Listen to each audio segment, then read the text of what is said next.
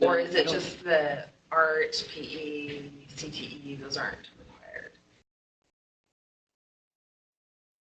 I don't think that's what they said. I think That's what they said on KSL, yeah. is that nothing will be worth credits in 7th and 8th grade. I think what they said was there'd be more flexibility about what would count as 20 credits. So what does that mean?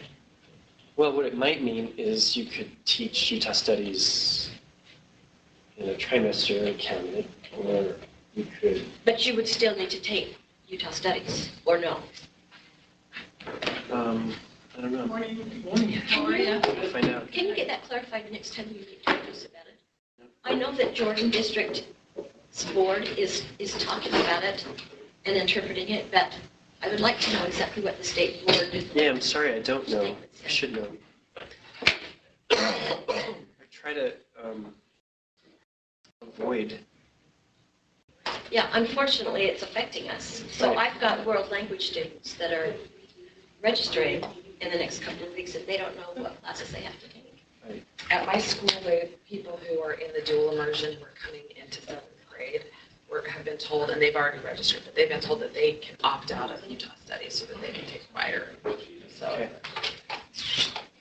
Good to know. Let me see if there's anybody here who can explain that to us. Great.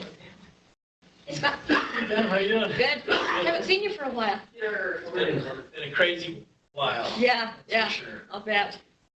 A lot of things going on. Where are you housed, Scott? Are you at 3rd East? We are on the, here's that West Friends Road, yeah, the fifth The west. 5th West, okay. Although I think they're working on selling that property and Oh, are they? building an extension onto the old office. Really? Yeah. I'm not sure where it's at yet, but I think they've been offered enough money for that property and that building to pay for a new building to combine us all in one. So is the superintendent and the VPs down there in that 5th West building? No, they moved over to the other one. So who's down in that one where you are? So we have our curriculum department, there's special ed, there's student advocacy, there's, who else is down there? Not as many as there used to be. Purchasing, any of those? Purchasing's up at the other place still. So I think they've been slowly moving as many people as they can over to the other one, because I think they are gonna. Yeah. I heard it was supposed to be final by December, but I don't think it is yet, so. Okay. I think that's the latest one. So we'll see where that goes.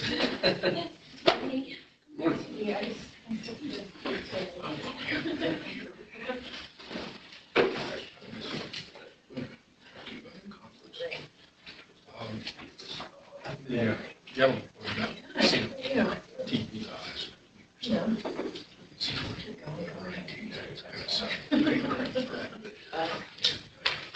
And someone contributed. The other people I contacted who was too busy to do anything at Madison's.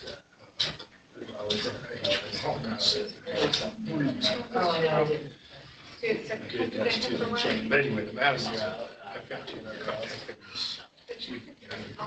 They cleared their previous. Well, there's actually a lot going on. It's being hard. Like I went to my house, last year and put a step back. Yeah. She's good. She's switching up. No, it's just kind of hopefully a little bit.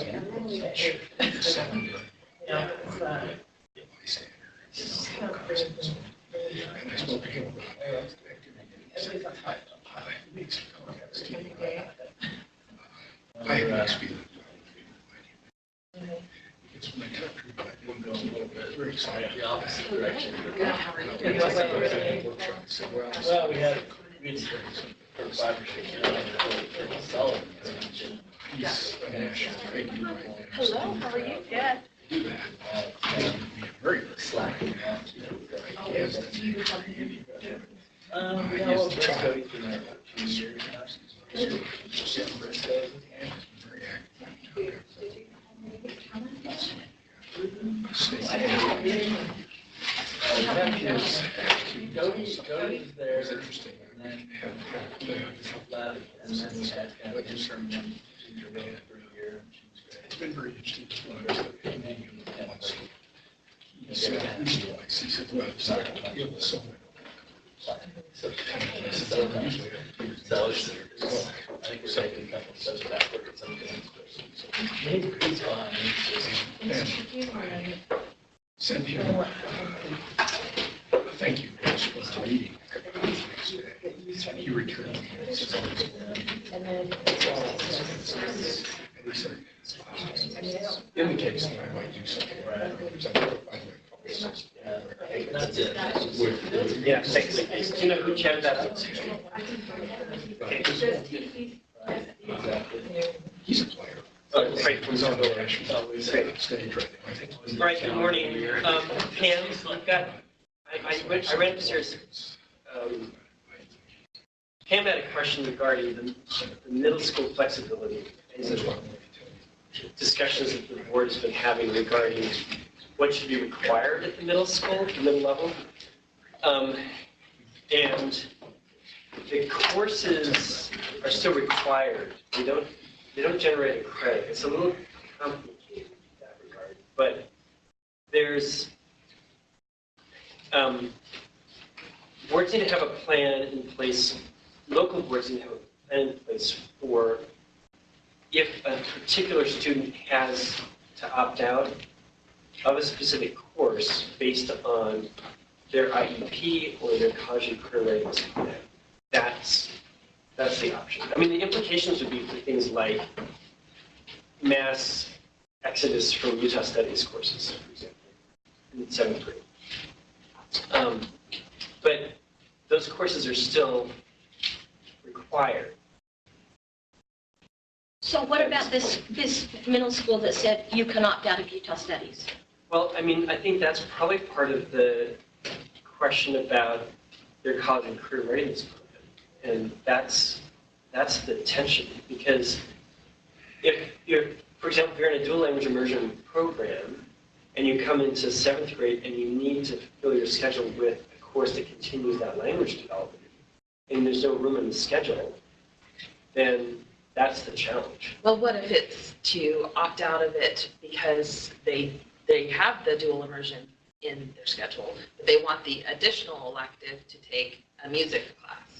Yeah, I don't see that as an option, right? But what are people seeing in their districts? Have you seen any of this happening yet? So I'll get more, I mean, I'll try to get more clarity for people. The dual immersion is just barely in our middle schools. Right, it's just, So- but it's going to have It implications. is And the gonna other piece that is an issue around choice at the middle level is just people are opting out of the Utah Studies class, for example. Part of that, part of our challenge is to make those classes so awesome nobody's going to want to opt out. And that's the flip side of it. So, all right, well, welcome. Let's introduce everybody. We've got people online as well, so we want to say hello to them, and let's just go around. So, Matt, do you want to say hi? Adam Lee from Alpine District. Evening, Holbert, Alpine. Wilson, Sully. Scott Lambert, Canyons. Peggy McCandless, University of Utah. Peter Van Orden Catholic School System. Kay Rosito with Utah Council for the Social Studies.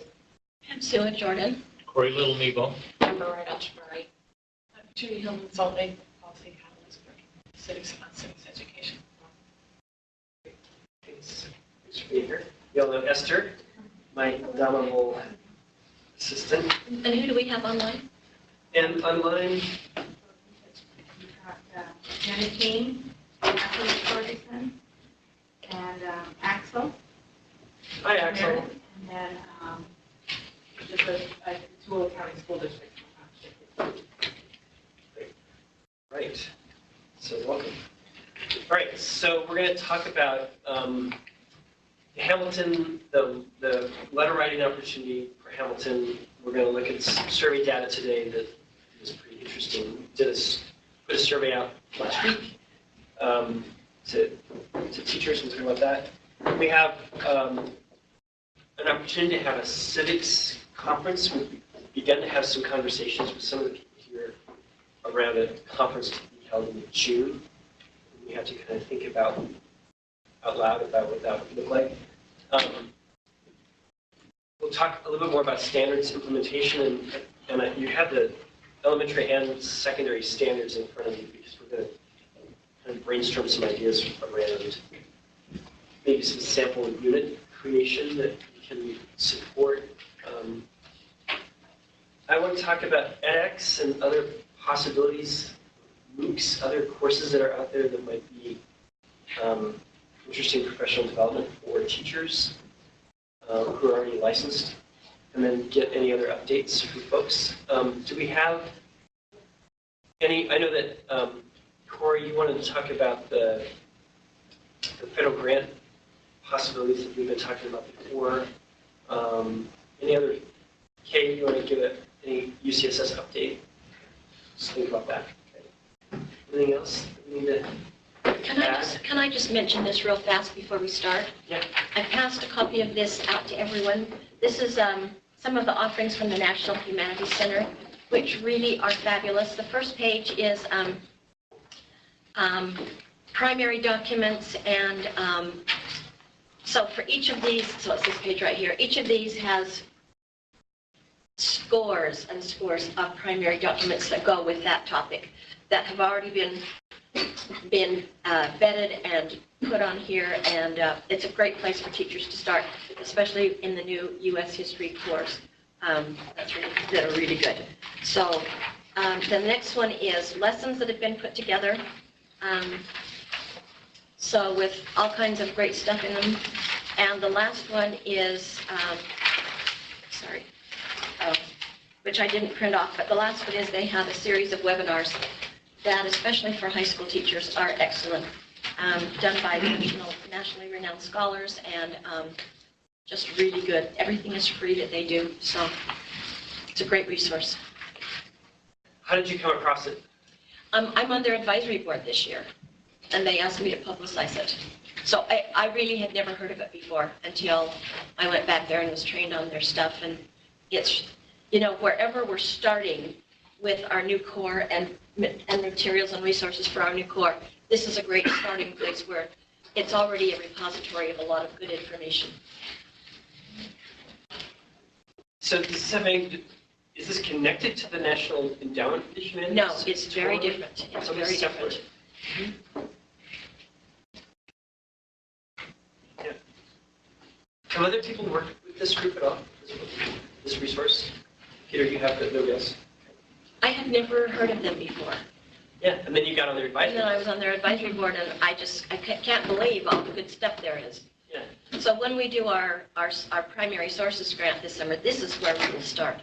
Because all we need to do is organize them, because they have searched, they've had scholars searching for all of these primary sources and put them together in lessons. And so now all our teachers have to do is organize them for their own use. Awesome. Can you send this link? Yes. You can email it, even if you want to talk a little bit about it. And the nice thing about sending a resource out to folks is if we have some kind of synopsis of it so that they know where to go and what to click and what to find. That's easier than just saying, oh, here's a great resource. Then they don't go there. Awesome. Very good. All right, so we had a couple of new people join us, so good morning. Corey Barrow, I'm here for Susie. Oh, nice. Yeah, it's good to see you again. From Ironton. That's right. Sorry, I should talk loud enough for everybody. Sorry. Where are you from? Cedar City, Oh, Iron County School District. George. And Monica, too. Monica Murdoch, Keegan School District. Monica's she's like a unicorn. She's an elementary Rare. social studies specialist. Wow. Awesome. So delighted to have I don't believe in elementary specialists. I've never seen one. I know, 90. Well, Chris does the secondary schools and I do the elementary supervisor, so. That's That's terrific. Yeah. How many elementary schools do you have? 62. That's awesome. That is awesome. All right, so welcome. And George, you want to introduce yourself really quick? Yeah, sorry, I'm George Garcia. I'm a student at Brigham Young University. Just here to help any way I can. Great, all right, well, so the Hamilton letters. So you have, you would have gotten this, something like this flyer about this letter, okay? Now, if you have teachers who are like, I don't know, what are you talking about? I don't know what you're talking about. Where might you possibly go? Oh, did I plant? I didn't even plant that, right? Okay. So let's say you're here at the social studies webpage, right? And there's an overview, and the first thing you see right on the homepage of social studies is a link to the blog. It has this little weird little icon that apparently is the universal symbol for a blog, but there's the blog, okay? So let's just go there just for fun. Here's the blog. And now you're like, well, where the heck is the Hamilton stuff? So now what do? Search. Oh, you are on fire today, Lynn. So just type in Hamilton. I mean, you can certainly scroll, right? But in this case, is it thinking? I can't tell. It's thinking.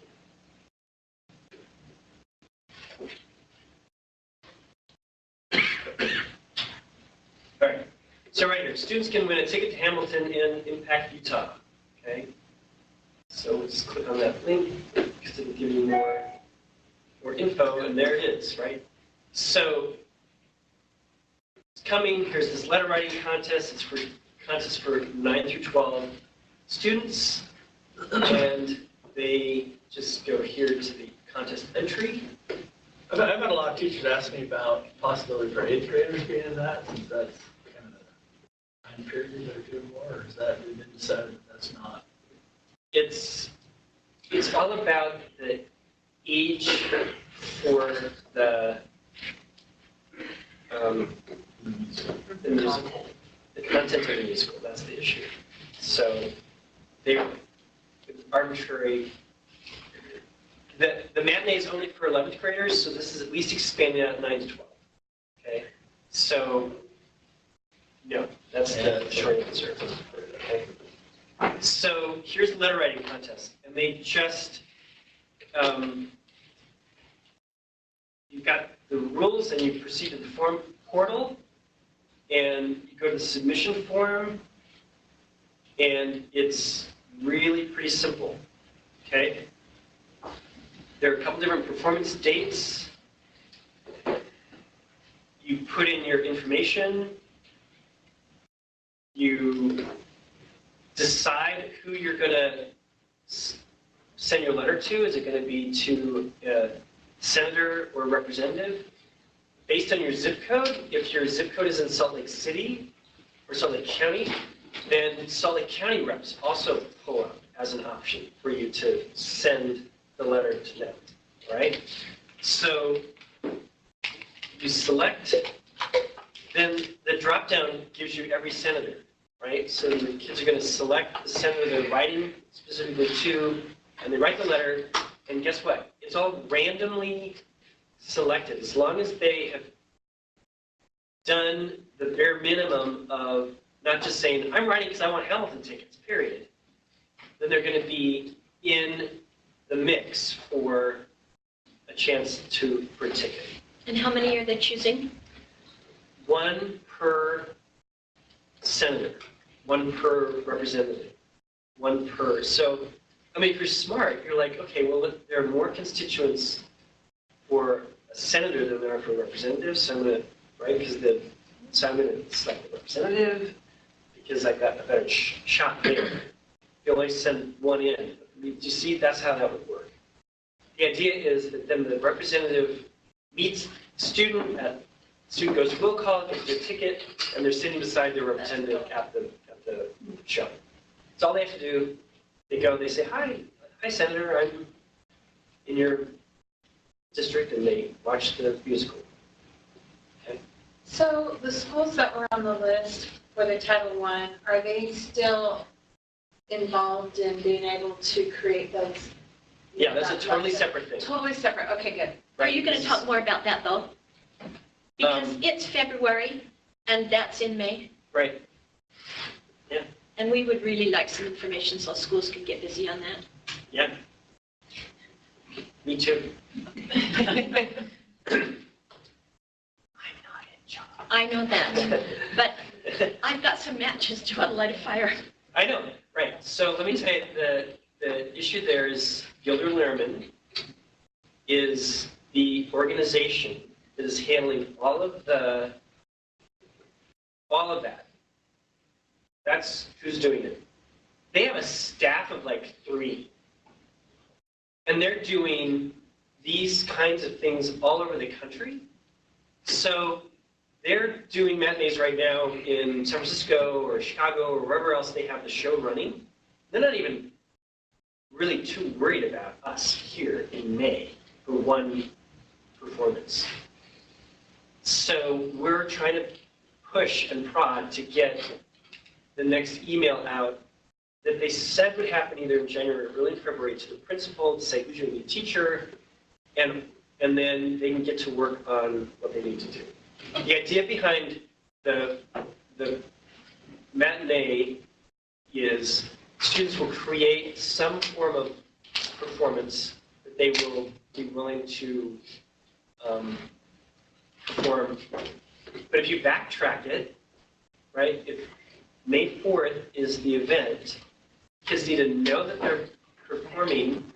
Those things have to be submitted to Gilder Lehrman so they can decide which school's coming. So as you start moving backwards, I totally get what you're saying.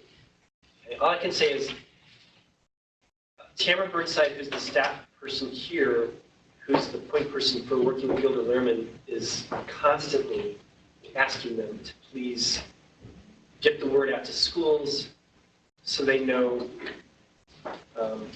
We know the schools who are participating, but now we need to have schools say, I need 30 tickets or 25 tickets or 100 tickets, and then Gilder Lehrman needs to say, you can't have 100, you can have 50. I mean, all of that logistical stuff has to happen. Okay. I wish I could give you more answers, but I can't. Okay. Any other questions about that? I do have one more question. It seems like the procedure that has been outlined for high schools in Utah is fairly, it's set. So isn't it something that we could start now saying, we don't know how many we're going to give, we don't know all the logistics, but we do know you're going to have to do something. Let's get the information out and you can start preparing. Yes, absolutely. So that's a great point. I'll talk to Tamara about that because every school ought to know at least what are we talking about here? What's going to be the requirement? Right. And I can tell you right now what the requirement is. And you can go to YouTube Hamilton kids presenting and you'll see examples of students who reenacted the duel scene on stage. And so there are links to all of that to kind of get an idea about what it is that students can create of their own spoken word, their own performance piece, their own song. Doesn't matter. As long as it's tied somehow into the themes from the play, that's what they're going to be doing. Okay? So it's kind of a low bar in terms of what teachers have to do. Hamilton Education materials that they use from the website, they have access to because they've signed up, and then some kind of performance, even a sonnet, I mean a limerick for crying out loud from a kid is going to get them a ticket to the show. What I want to make sure is that we have, that we don't have an empty seat. And so, I mean, honestly, at that point, it's going to be like, on the day of, I want to know, so I can call Desi and say, Desi, or in Canyons, because you're close. And I drive really fast. And you drive really fast to say, Elena, thinking about Stevens, right? So don't put the kids at risk, but get them in your car and get them up there, right? That we would make sure that we have a full house. I just want to point out one more thing and then I'll stop. No.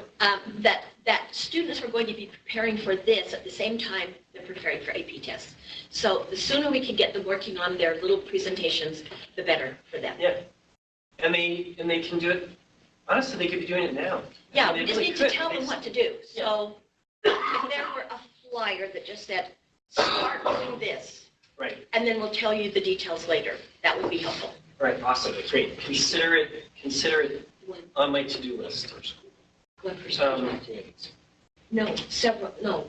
So one school will have a number of tickets. Well, no, Yes, but once we only have one the kid. performances. Per School wins. winner. Oh, I don't know, yeah. Yeah, I mean, like, this is what happens. Just a really quick summary is like this.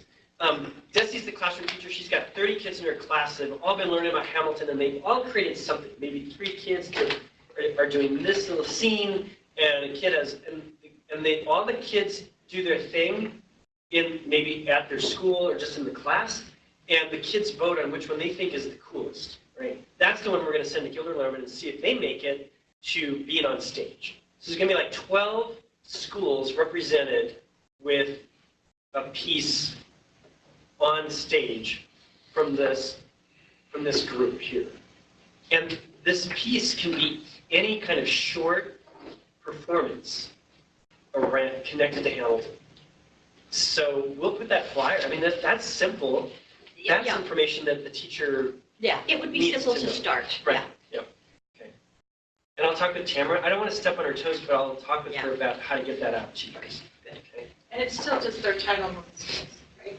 It's right, because Gilder Lehrman is tied to their grant doing this kind of work in schools is tied to a grant from the Rockefeller Foundation, and they are limited to their target population, which is 40% or more free and reduced lunch.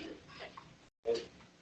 And that's something that I wasn't quite Doesn't clear have on. one school in Yeah, a big right. district, that kind of Yeah. thing. Sure. Okay. Any other questions about that? You sure, Pam? For this, yeah.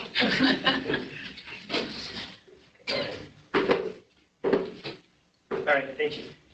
So 3 surveys went out last week. On Thursday, I sent surveys out. I got information back. I got a lot of feedback and collaboration from people around the table and other social studies specialists regarding should we send one survey, and then we realized the one survey was too unwieldy for both elementary and middle school and high school. So we sent 3 separate surveys asking a lot of similar questions. I stole a lot of stuff from Maryland who had put some questions together. I learned how to make a Google form. I'm so proud of myself. I know it's like 2018, but I finally learned how to do that. And we sent it out, okay? So here's the funny thing. Those teachers who say, we just don't have enough time to teach. I'm like, how come you were able to answer my survey at 1 o'clock in the afternoon on the day that I sent it out? But we'll put that aside, right? We started getting survey responses very quickly. So as of right now, just for the elementary survey, I will send you the link to all of the data. And the cool thing is you can download it all into a spreadsheet, and you can sort and sift and just isolate your information and see patterns. And I mean, there's enough data that you can dive forever, okay? Robert? Yeah. Did you differentiate between Title I school and non-Title I school? Not in I didn't in the survey, so you'll have to do that based on what you know. Was there a question? There wasn't, I don't think there was a question about Title I. It was a question, wasn't there a question about what school they are at? There's this, yeah, Or- no, there's a question about the district. I didn't get to the school level. Okay, We'll just have to district. kind of, Not, okay. we may have to go, yeah, I'm sorry. And I mean, this is like our first iteration. We will do this next year, and I think we could do it annual. And I'm going to really want your feedback about how to make it better, because I think a Title I question is a good question, okay? So I appreciate that, because, so let me give you some of the, this is some of the data. The cool thing about Google Forms is they immediately make little pie charts like this. So this is, we have 1,200 responses, folks, this morning, just from the elementary teachers. So instructional time available for social studies is adequate. This is elementary response, and you've got 60, almost 63% saying we don't have enough time. Is that surprising to anybody? I'm surprised it's not more. But at least it's data. Well, then I've got a neutral, the meh crowd. Yeah. So there's only really a little sliver that agrees or, right? I don't think anybody strongly disagrees. I mean, I'm sorry, strongly agrees they got enough time. And then again, that could be a correlation to, that could be the person or those people, that's their job, is 6th grade social studies, for example, So that's the cool thing about the spreadsheet. You can kind of say, well, but who said that and why, right? Do you have that? Does that come in so you can look at that? Yeah, so this is all a spreadsheet. So you can tell who you could strongly agrees. You could sort it by who said that. Okay. And those 20 people, you're going to be able to see, oh, that was all in Davis District, who is devoting more time to, and there's really some really cool things that I haven't even begun to look at that all of you get to look at as well, kind of think about for your own field. Again, elementary social studies is marginalized as a subject. 76% strongly agree or strongly agree. Okay. Check this out. 76.8% say they are not aware of the Utah Council for Social Studies and their conferences. Okay? What? Again, this is elementary, right? Elementary Okay. teachers, And statewide? Yeah. statewide, Wow. but I'm just saying, How else do we get it? okay? Now, it's really interesting because you're going to see something here in a second, too, about my blog. So just wait. Okay, so I'm aware, so all this, the cool thing is, yeah, Online, from Tooele County, she just said, some of the questions felt slightly biased on the way they were asked. Like what? if they can be more clear, that'd be great. Because that'd be good feedback for us to change them, okay? So we were read by a social science teacher. Yeah, right. Okay, so I'm aware of the UCSS and their conferences. I'm aware there are funds to support field trips to the Utah State Capitol. Elementary teachers, there's money to go to the Capitol. We blast that out on my website. I have a link right there to that program. We blast this information out, and I've got 70% who say they don't know that. So what you're going to be able to look at is, are your district teachers saying that? And if so, what can we do about it? That's the cool thing, right? I don't think this is an indictment against anybody here. It's not that you're not. Teachers are busy. I feel bad that I didn't put the links to any of the stuff on the survey, so they can't. Actually, I had somebody email say, hey, you said there was field trip money. Where the heck is that? So at least that's great, but we can do that in the future, oh, here's the link,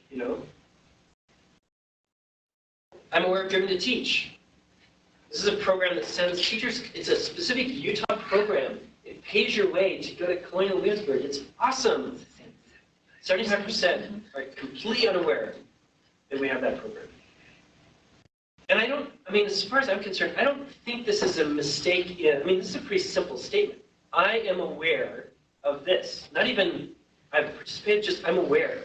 Yes or no. So I don't think there's confusion here, right? I'm aware of Utah History Day. Elementary teachers. That's a program specifically dedicated to Utah History Day. To elementary. Specifically, that's the vast majority of kids who participate are elementary kids, and then middle school, not much in high school, but, right? I haven't told Wendy yet. So Clara Harrod, because she's an incredible, again, I don't want this to be in any way seen as an indictment of what people are trying to do. It's just good information to have. All right, so I avoid teaching about controversial topics. These are elementary teachers. 62% says sometimes or often. Right? The number goes down significantly at high school level and middle school, but it's still there. Just so you know. We were trying to get at some of the issues about if you are avoided, do we then need to figure out ways to help teachers feel more comfortable teaching about it? That's why we wanted this data. This data says we need to do something about this. Social studies teachers should not feel like they need to avoid controversial topics. Now, I understand there's going to be a chunk of people, no matter what, who are going to avoid it. But Peggy and Monica, I'd love for you to chime in here on this. You know, because I'm sure you address it either in methods classes or in general about controversy. Do you have any comments on that? No, not necessarily, not off the top of my head. We talk about controversial and how topics in my social studies methods class and ways to discuss those in elementary classrooms. Robert, I would bet that the reason that many teachers don't talk about controversial things is because they have such a little time to teach social studies that they spend their time teaching the basics. Yeah. And they don't get into that. So it's not, I think, a lack of, I don't know, skill or wanting to. I think it's just that they think other things are more pressing. And that was my thought with your previous slides of why they aren't familiar with some of these other programs. Is really it goes back to, I don't have time to teach. Oh, here's another email from Monica about social studies. I don't have time. Delete, Right. delete. And then when I'm like, hey, have you heard about History Day? Huh? What? I say, like, I have emails. So it goes back to that time.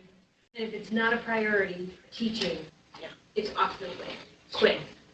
Because think So- about, I'm sorry. I was going to say, for me, it's just finding ways to integrate that instruction so that they do feel like they have time to teach.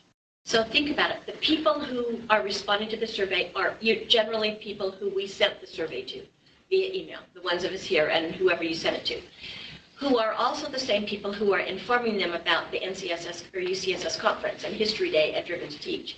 So it's interesting that such a large portion of those people who receive information from us via email haven't heard about it. Go ahead. Oh, I'll say, I don't send Driven to Teach or any of that stuff to the elementary folk. I just do secondary. And so I'm sure we saw different things at UCSS. I should, and I don't know why our district doesn't have an elementary person for social studies, but they don't. And so I forget. Yeah. I did send them the survey though. So I think I'll just take it upon myself to send them this other information. Yeah, that's great. I mean, and that's the cool thing. This all we're doing is here is just kind of thinking about how do we then go from there with, Well, I think a note for next time. I mean, we're teaching about controversial topics, but we have to be careful not to infer what that means, what these answers mean, because we don't know. So perhaps next time, I don't know if there was a comment box, or give options. I don't teach controversial topics because I'm uncomfortable to.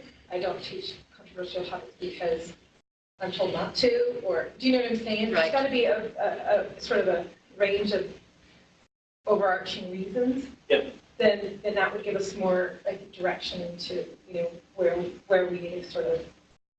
and there could be some cool follow-ups. I mean, we could try to, It'd be interesting. but you're right. I think that we can't infer too much, but we can, so this is a start. And Yeah, I mean, that's a start, but there's the why Yeah. question. Yep. Here's my favorite, right? I'm aware of the blog. Dear. Awesome. Dear. So, hey. Did you send the survey out via your mailing list? I sent that to my mailing list and blog, and to you all to send out. Okay. So I know exactly. So that's why that's on. Okay, so we got a lot to drill down on. The cool thing is, you'll get. I'll send you this 1,100 responses, lots of comments, lots of. There weren't spaces for comments on all of the survey. I mean, the challenge with the survey too, obviously, is you can't make it too big. And then people are like, I don't have time. So we have to kind of be really thoughtful about, as we look at it for next year, or with whatever follow-up we do, we can't continue to survey people. But obviously, to get 1,200 responses means they haven't been asked for a while, so pretty cool. Okay. Secondary standards implementation, just so you can see. We've begun implementing the new secondary standards for grades 7 through 12. Yes. That's good. Okay. So is this both secondary and, or high and middle school? Both? 7-12. Oh, sorry. Okay. Yeah, so let's see. No, I mean the This responses. question, the 202 responses, this is the high school. Okay. It's not the middle school teachers. Okay. This is just a snapshot examples, okay? So then we had a question about if we made any changes to pedagogy, okay? And there's a lot of responses, but here's one of my favorite responses, okay? I've made no changes. Although we write a bit more, and we analyze primary sources more, and I teach the stuff prior to Civil War in a much more abbreviated manner. So But almost no changes. yes. If you're writing more and you're using primary sources more and you're not teaching the whole review unit, that is Yeah, exactly what we wanted. So exactly. awesome. Right? Towards the change. So almost none, right? Good. Here's my second favorite response.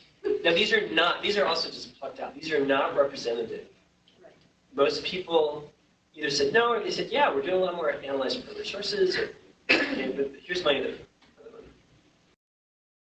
This question was, have you begun implementing the standards? And their response is, no, you're ridiculous. You can't cut out all the stuff prior to Reconstruction and have it make more sense to teach all that came after for high school juniors that are really on the content that came before anyway, since they had it all the way back in 8th grade. The last sentence simply stated, I firmly believe not teaching the stuff prior to the Civil War to juniors is the worst idea in the history of social studies teaching. So, like, Does this come from your school board member? yeah, no. And that's, I mean, we knew that there would be some, concern about, because for those of you who don't quite know that, the U.S. History 2, the biggest revision in U.S. History 2 is to cut out the kind of, let's review 8th grade U.S. history, Or term. Yeah. Most Yes. responses Yes. Or Korea. were fine with doing away with that and moving on. And so, I mean, I just want to honor this. I mean, I think that you're going to, and the reason why it's here is just so you know, you're going to have some resistance, obviously. But what would you say to somebody who says that? How would you work with them? Your class is the only one that they're going to get the last 50 years in before they leave the K-12 system. If you're not teaching that, nobody did. So they got that in 8th grade. It may not have stuck. It may not have been as deep as you wanted, but you're the only person that can teach this to them. And what's going on today is definitely impacted on what happened in the last 50 years. They'll never understand current event. Yeah, I mean, one talking point is, what do you have against Ronald Reagan? Because you will never get up to even the last 30 or 40 years of coverage in U.S. history if you spend a quarter working up to the Civil War, right?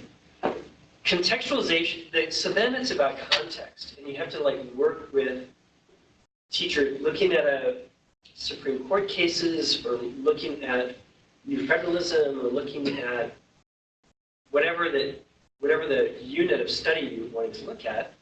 It can still be grounded in looking backwards, but an entire quarter spent on a review doesn't get students up to the relevance of today. We have a lot of comments in the survey looking at how we're spending a lot more time talking about current issues. We're spending a lot more time talking about relevant stuff with kids. We want kids who are engaged in social studies, and if that's happening, then that's probably a good sign. Okay. So if they're abbreviating, great. I mean, Jeff Noakes talked about how when he taught U.S. History 2, that summary review of 8th grade was his worst, he says, his worst teaching. Because all he's doing is kind of trying to fill this empty vessel. And that's not That's not what we do. You know? So, all right, so that's the survey. Now, I'm going to show you, I'm going to hop out of here for just a second. So if I show you the, even as we speak, it's now we're at 11:99. We're almost at 1200. Here we go. Okay. So when you look at the responses, this is how it looks on the Google form that I'll send you. 371 people gave their names, so there are going to be some teachers willing out of that specifically gave their name, and you're going to see on the spreadsheet if it's in your district and there's a teacher, and you're like, oh, I don't quite understand that, or you want to drill down more, you've got that person to talk to. I don't believe that anybody who put their name on the survey is going to be reluctant to talk with you about it. They wouldn't have put it there if they were in any way trying to hide their responses. And you can see that individual's responses. Yeah, I'll show you that in a second. Yep. So this is like the grade levels, like who responded, okay, in terms of which grades. And then these are the other things to know. This is other courses they teach. In some cases, if it kind of lays out some of the things they're doing. And it's really interesting at the secondary level to see the names of classes that they're teaching in addition. Like U.S. wars. Who has that class? In Alpine? Nebo has one. And Nebo has Or one, two. right? Okay. So these are the different kinds of things that teachers are also doing in addition. And then this is how it just lays out marginalized, they're on the blog, they're UCSS, the funds for to teach. My students need help in developing their news and media literacy. You can see agree or strongly agree, we're talking about 65% there. I'm aware of Utah History Day.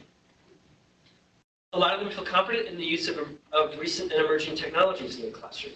That's a good sign. I mean, that says that some PD is happening regarding that. Teaching about religion is difficult. This is about a third of the people, and then the neutrals are saying that they agree that it's hard to talk about religion. Okay, that's important information for us to kind of look at as we look at the civics competency. Are these combining secondary and elementary? No, this is just the elementary. Oh. Okay. More supports for English learners and other diverse students. We could use more supports. The agree is green, strongly agree is purple, so about 50% could use more supports. This could help inform professional learning decisions that you make as well. Okay. Is it departmentalized or single teacher? Is it integrated with ELA or taught as a standalone subject? How often do you teach social studies throughout the year? To give you information about, I've got everything from daily to 3 times a week. But then the next question is about how many hours of instructional time do you dedicate per week? It goes from 30 minutes a week to 3 hours. And so you can see, it's like 0. I mean, I've got some zeros or half an, okay? And I don't know. I don't really know also whether those are necessarily accurate, because you have to make a guess, but we'll just say. But it's important for us to kind of think about, well, what does that then imply for moving forward with elementary supports? In terms of, like some states around the country have, here's a sample schedule for the week of what your week should look like. We don't do that.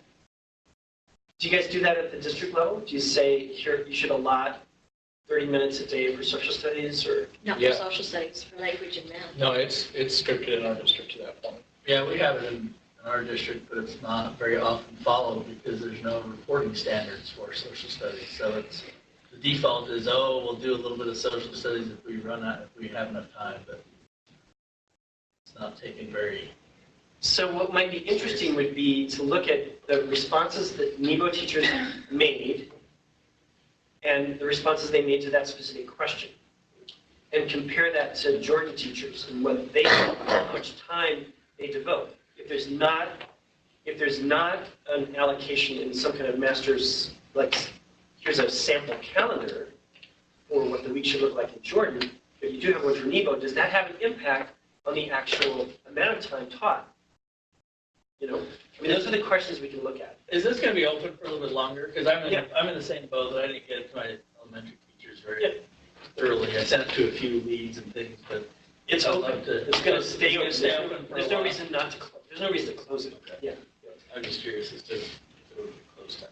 Yeah. No. And there. I mean, that's great. That, I appreciate that because the other reality is there are whole swaths of the state who I don't have a single response from some districts at all. So clearly, there's a disconnect somewhere that we can fix.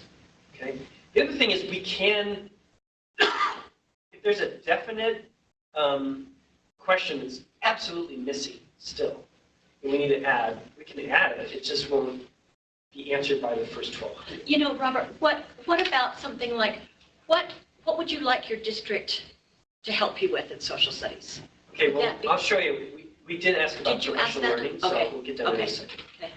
Here's a question about elementary social studies standards, and should they be revised?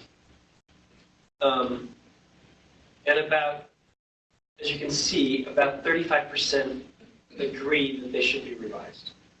Is that the same 35% that's teaching it more than 30 minutes a week? I don't know. I mean, that's a correlation you can make, right?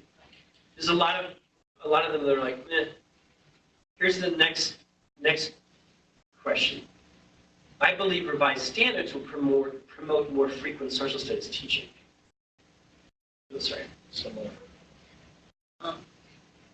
Yeah, So they're like about a third, the same people who think that the standards need to be removed. They may probably are the same people, but maybe not. I don't know.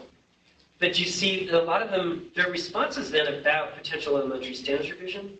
This does get, Jesse, to your point, at least here we gave some people a chance to comment. And a lot of them are like, whatever, I mean, if you want to revise the standards, fine. And I have the standards here in front of you because I do want to just talk with you about the idea, because I have people here, I'm telling you, I have people here in the agency who are like, Robert, I think it's time to revise the elementary standards. Okay? I'm just saying. And we need to talk about that. But the comments are mostly about, I don't have time, I don't have resources. I have got to figure out a way to, if I have this literacy program put in front of me, how do I tie that into some really robust social studies that isn't just a word search that George Washington Carver. And that's where you guys have all stepped up to the plate in a lot of ways, I'm sure, at elementary support. But if you haven't, then maybe that's where we can all figure out what to do about it. Because it's a national issue regarding the marginalization of social studies at the elementary level, and we've been talking about it for a decade, and we need to do something about it. So these are the hundreds of comments about regarding the standards revision that you are welcome to look at. And I would ask you to look at, please. Okay. But a lot of, I like that one right there. Just Yeah. Go up just a tad. In the yellow right there. And very, very little standard be revised. History doesn't change, therefore there's no need to revise social studies. welcome to my world. Okay. All right. So this is, we put these questions in about disciplinary literacy. Please select from these writing skills those taught and practiced regularly in your class. Formulating a thesis using text-based argument, responding to a, I don't have the questions on the other page. So there's some work there, which then you can say, oh, well, we're not doing enough of this, or we can support teachers there, or whatever. This is an interesting, in terms of reading and document analysis. Identifying the main idea, 97% of teachers across the board say, yeah, of course I do that. But you can see that the other kinds of social studies skills, like analyzing the origins of the source, analyzing the context, corroborating sources, annotating sources, that's pretty rare in comparison, okay? So that gets back to the time issue as well, in terms of the unique skill set that social studies texts might offer. Are appropriate resources available? Yes, no. About half almost say no. Over half say no. Select other resources you use, sorry. What's the completely blue one? Oh, that completely blue one is a stupid question. I deleted it after a while because I'll show it to you. Okay. Select all the instructional resources you use. You know, textbooks, electronic textbooks, maps, newspapers, okay? What are the technologies that are available to you? The next question was, do you use technology in your classroom? It's like, well, yeah.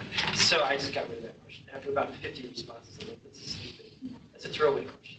I don't need to make them fill it. I don't need to make them complete it.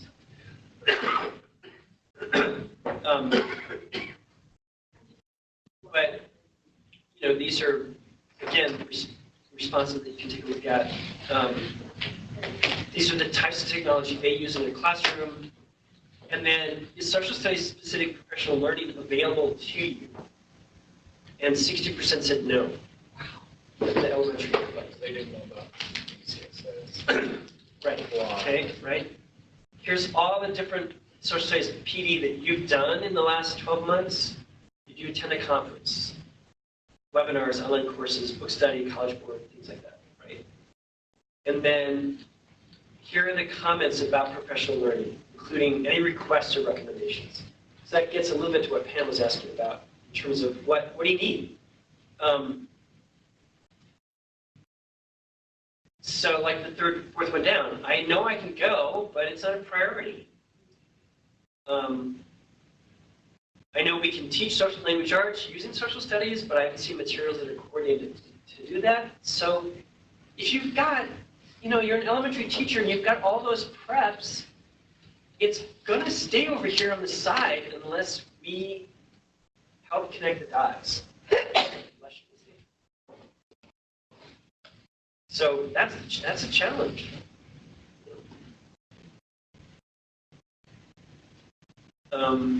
So there's a lot. These are the comments, okay? There's a lot of comments for you to take a look at to give you an idea about professional learning, and that's that. So that's the, now this, so that Elaine, this is what it'll look like. Here's the spreadsheet, okay? So, and I thought I'd sorted it before, but I mean, like I sort,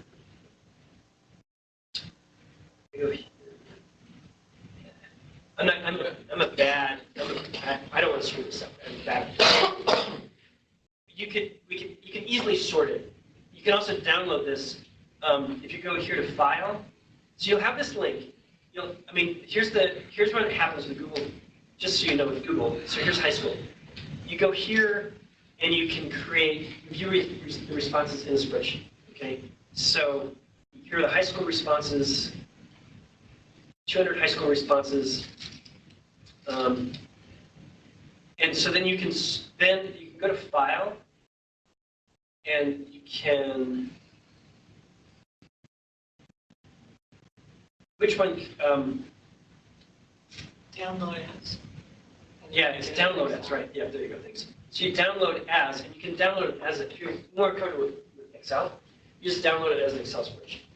And then you can just sort and sift and play around as much as you want. Okay? Any comments about that? Any questions about that? So there's just one online question. Yeah. You can just kind of go over this one. Okay. What is the purpose of the survey and how will the data be used? Who are the audiences that the data will be shared with? So the purpose of the survey is for all of us to figure out where things stand in terms of resources people need, how people are feeling about social studies standards implementation, about the status of elementary, specifically the elementary grades, how they're feeling about marginalization. We we need some data if we're going to be able to then say to the board, X, we need this, or if we're going to plan for professional learning either at the statewide level or at the LEA level. So I'm hoping that this will be useful data for you, and Scott, we can definitely, we'll keep it open, and absolutely spread the word and get more, try to get as many teachers to respond to it as possible.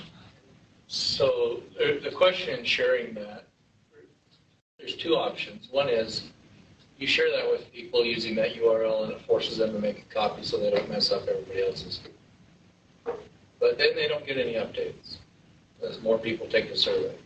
Or you share that people can view it and not edit it, then they are limited in what they can do with the data. Right? They can sort it, but they can't delete any that they might not want. They can make a copy of it themselves, I guess. Yeah, I mean, I think that's what you would do. So what we'll do is, I'm going to rely on you to help me figure out the best way to share. Okay, click share.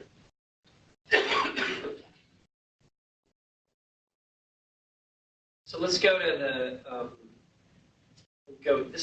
we'll start with the high school. So here's the high school. Go to the response one rather than the form one. Okay, so so you want the spreadsheet? Yeah. Because you don't need to share the form. The only reason I would share the form would be so if you wanted any of these graphics. Do you want the bar graphs and things like that? But you could do the same thing in Excel. I mean, you can make those things, but yeah, I wouldn't want to. I mean, I think here's the issue for me. If I'm going to share this, if I add collaborators, That's editing option. yeah, everybody can edit it, and you can, and I don't want that. You can change it so they can't edit it if you want to do it. I know, I just don't know how to do that. So Okay, I it says- want to, Go down. See where it says private? No, up where it says change on the right? yeah, Click that. And now you can choose to make it available to whoever you want. So let's say anyone with a link. right. And then down below it says can edit. Uh-huh. Mm-hmm. Make it so they can't. But I can't change that. That's the I issue. think in the previous window, to go back, there's a little, Down at the bottom. scroll down, Yeah, but those are just for your, prevent editors from changing access and editing. no, that's just your collaborators. Yeah, I don't know. I don't want to take your time to try to figure this out. I promise you, we'll send it to you so you can mess with it. You just have to figure it out. Okay? So, Corey, if you can just help me with that. Yeah. Real quick, is the little pencil button next to who you invite? I think that's. Those are collaborators rather than. Yeah, I mean, that's the thing. Click on Is it all, it meant collaborators, and they can all edit, and I don't want you to all be able to edit. Well, I think when you click on the little pencil in the drop-down menu, it gives you an option of edit or just view. I just know enough to screw it up. And I know just enough that I don't want to make you sit here and look at me trying to figure this out. Okay? I promise you, you will have this. And you'll have it in a spreadsheet that'll look like that you can sort. I do know this really cool thing in Excel now that where you can customize. So like if people have said different, like Alpine, and they didn't alphabetize it, and they said Alpine District, and you want to sort of all by that response, I know like 2 things in Excel that's so exciting. Okay? But there's a lot of data here that you can sort and sift through, especially around professional learning that I think will be useful. Okay. All right. Any other questions about the survey?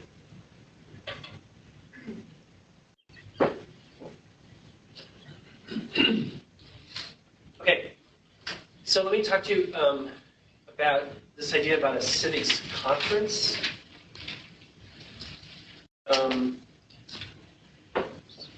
A group, and so George and whoever else, I don't think Pam was there. Amber, you were there.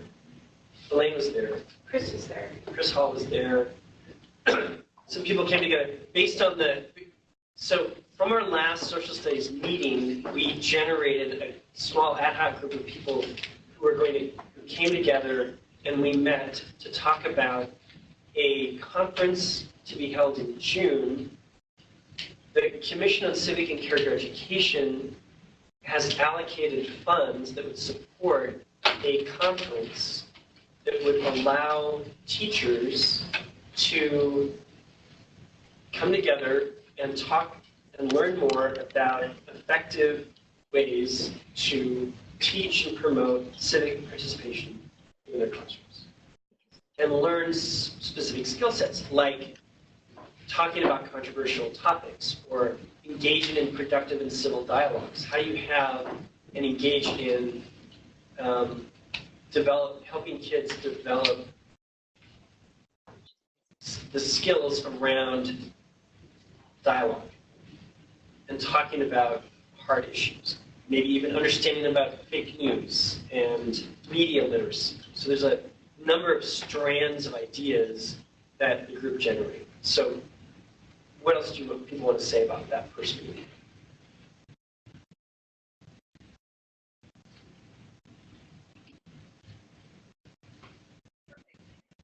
I think from the discussion that we had that there's a need for teachers to have something.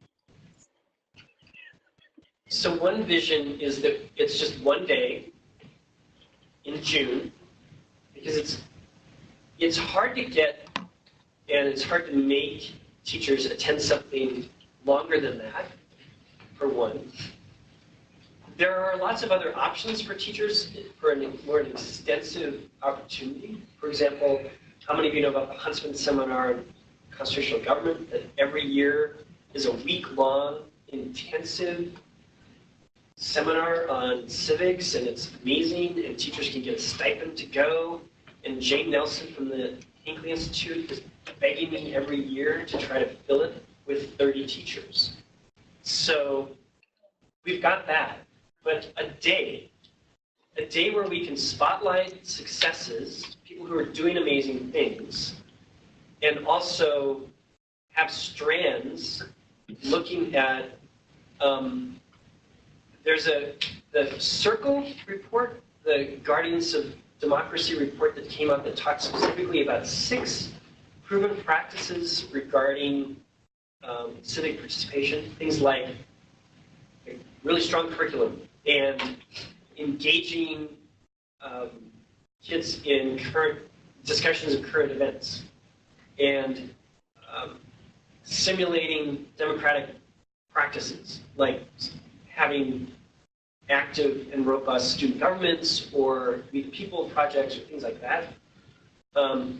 Successful after-school programs. There's 6 indicators that say, oh, if you do these things, you're going to have better outcomes for kids.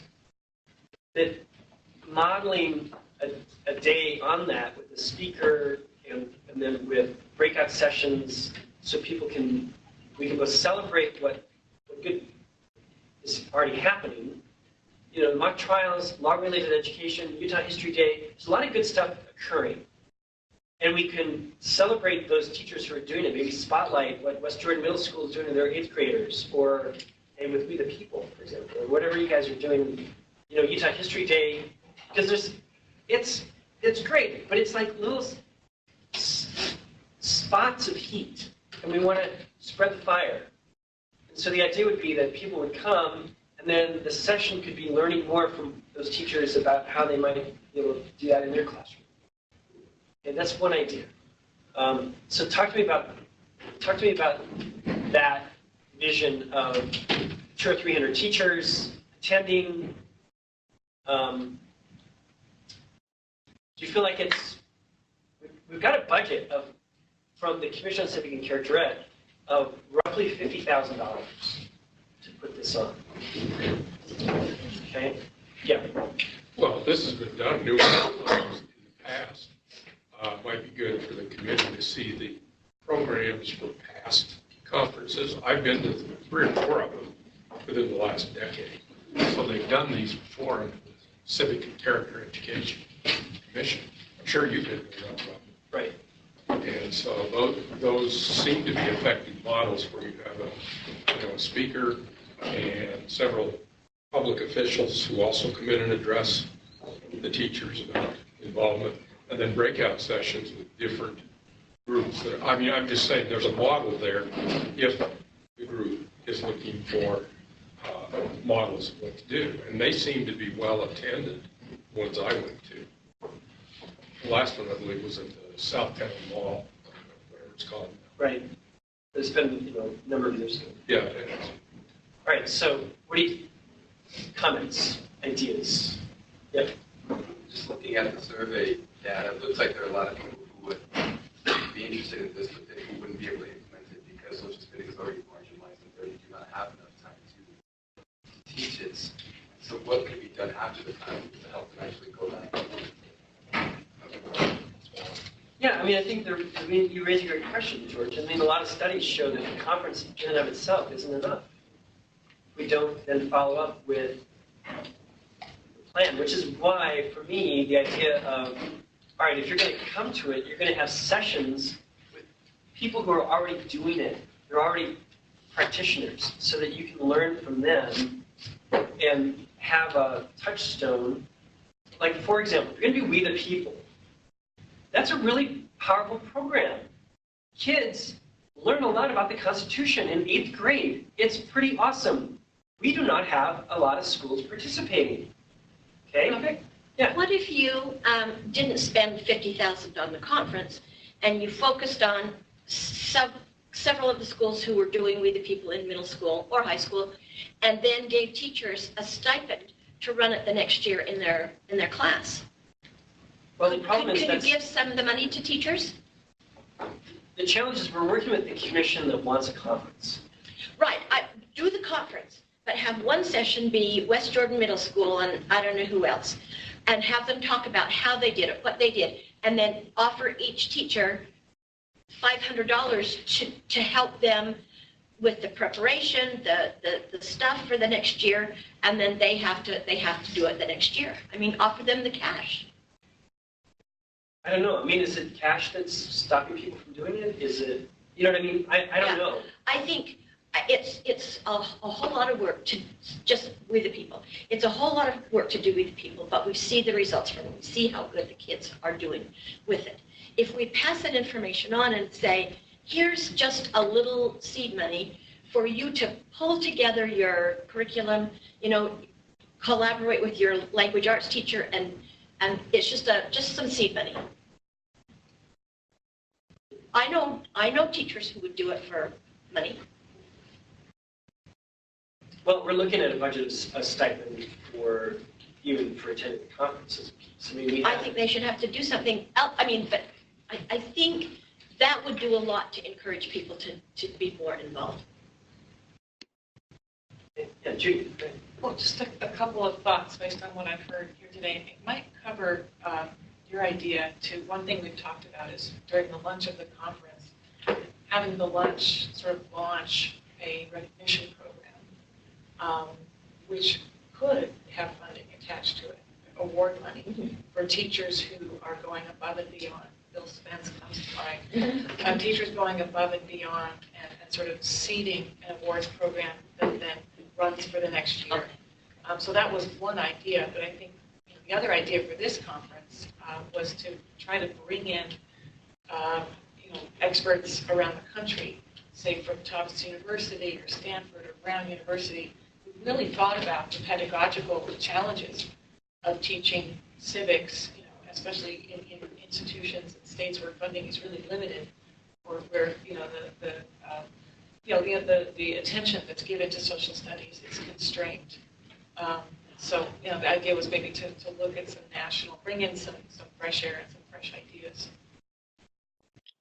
I think along those lines, though, and those I forgot who said that without the structure, more time, that's going to create a challenge. But it's not just for teachers, but administrators as well, and then have some breakout sessions where administrators can hear about, from these experts and data, and districts and schools that actually do have and promote, more civics, action civics and civically minded sort of approach, and what the results are of that. So I think if you leave out the administrative piece, we're just going to keep bumping our head against the wall for the same reasons that we are right now.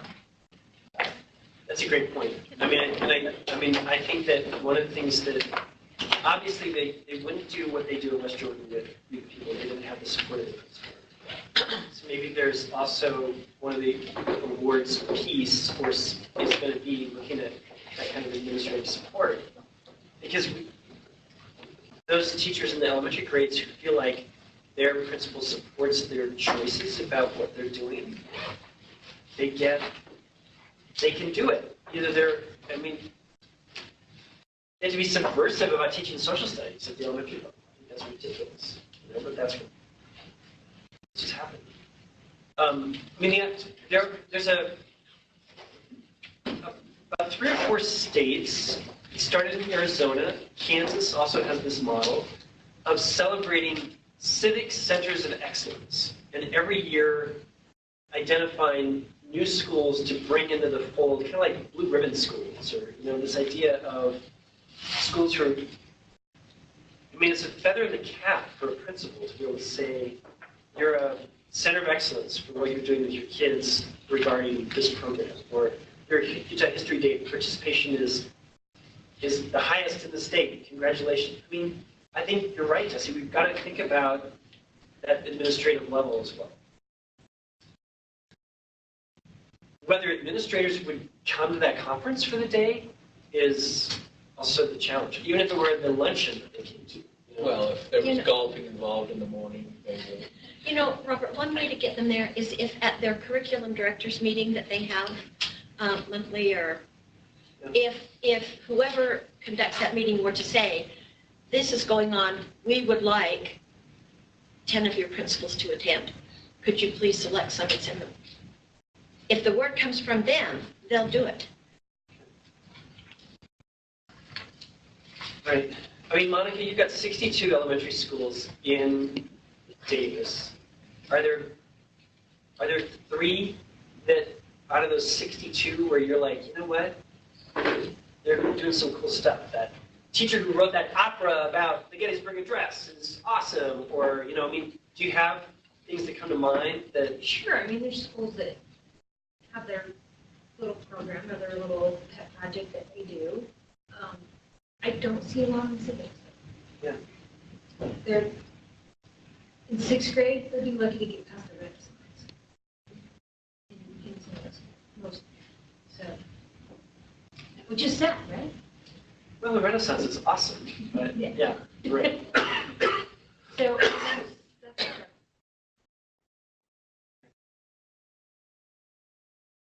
Many schools anymore doing community-engaged learning, service learning. Well, a lot at the middle school level and above, but in elementary, unless it's tied into the Leader in Me or something like that, which there are. Pockets of schools to recognize that one. Yeah, there may be, that may be some of the other pieces that we look at. It's just who out there's doing social and emotional learning or doing some kind of community-engaged learning, program that we can celebrate. It's kind of like the idea of you got to see it to be it. And people need to see the possibilities, the possible examples. I've got high schools where kids are coloring in geography. I know I say that every time, but I was there. I saw it. Okay? The kid is being praised because they're shading beautifully. What kind of skill set are you developing at the high school level in geography class, if that's the goal? Okay? And yet, I saw with We the People, 8th grade students saying, well, I like your question about the Bill of Rights and why it wasn't included in the Constitution. Let me explain that there were Federalists and Anti-Federalists. And the Federalists believed that it was just implied in the Constitution. And the Anti-Federalists said, you better put it in writing. And so they came to the compromise that they would add a Bill of Rights. And does that help explain that? This is an 8th grader telling me to answer my question. Kids are capable. They are capable of more than coloring. But if I am an 8th grade teacher and I haven't seen that, then I may not believe it. So I think people have to see it to be it. And they have to see what kids are capable of sometimes in a program like that to be able went to Utah History Day. Dusty and I went and judged yesterday in a middle school.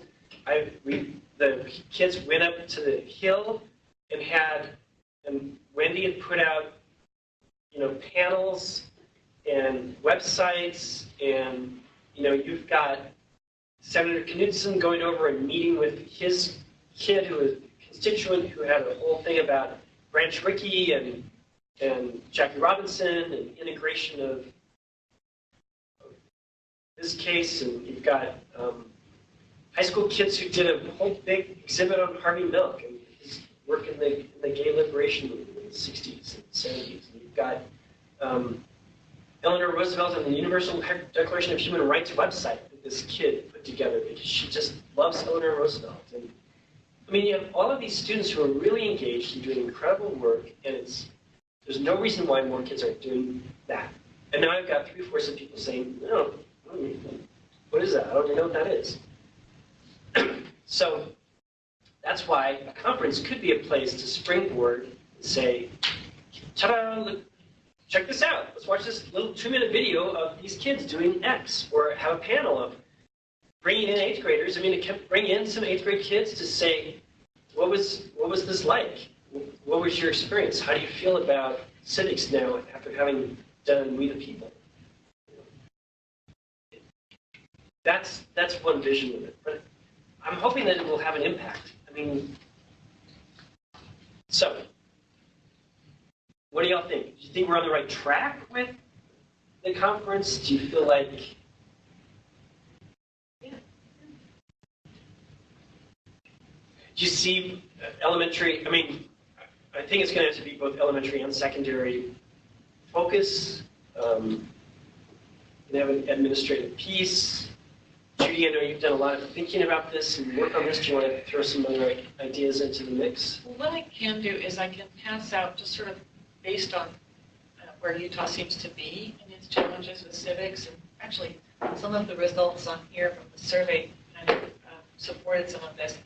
I've come up with a short list of speakers from around the country, some local, like Utah Foundation has someone who does research on youth voter engagement and sort of civic consciousness.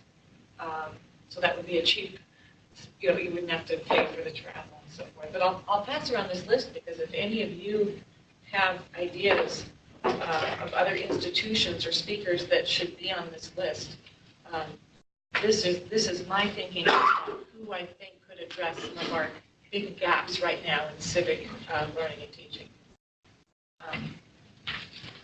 The other piece of that is also thinking about other stakeholders. Sorry to make us so small. Like when we think about the people who have some skin in the game around this, obviously the Hinckley Institute of Politics at the University of Utah has some skin in the game regarding civically engaged kids. But the Stegner Center at the University Law School may have some interest in this. At UVU, there's a Constitution Center, right? So there are institutions of higher education that may have also want to be a part of this.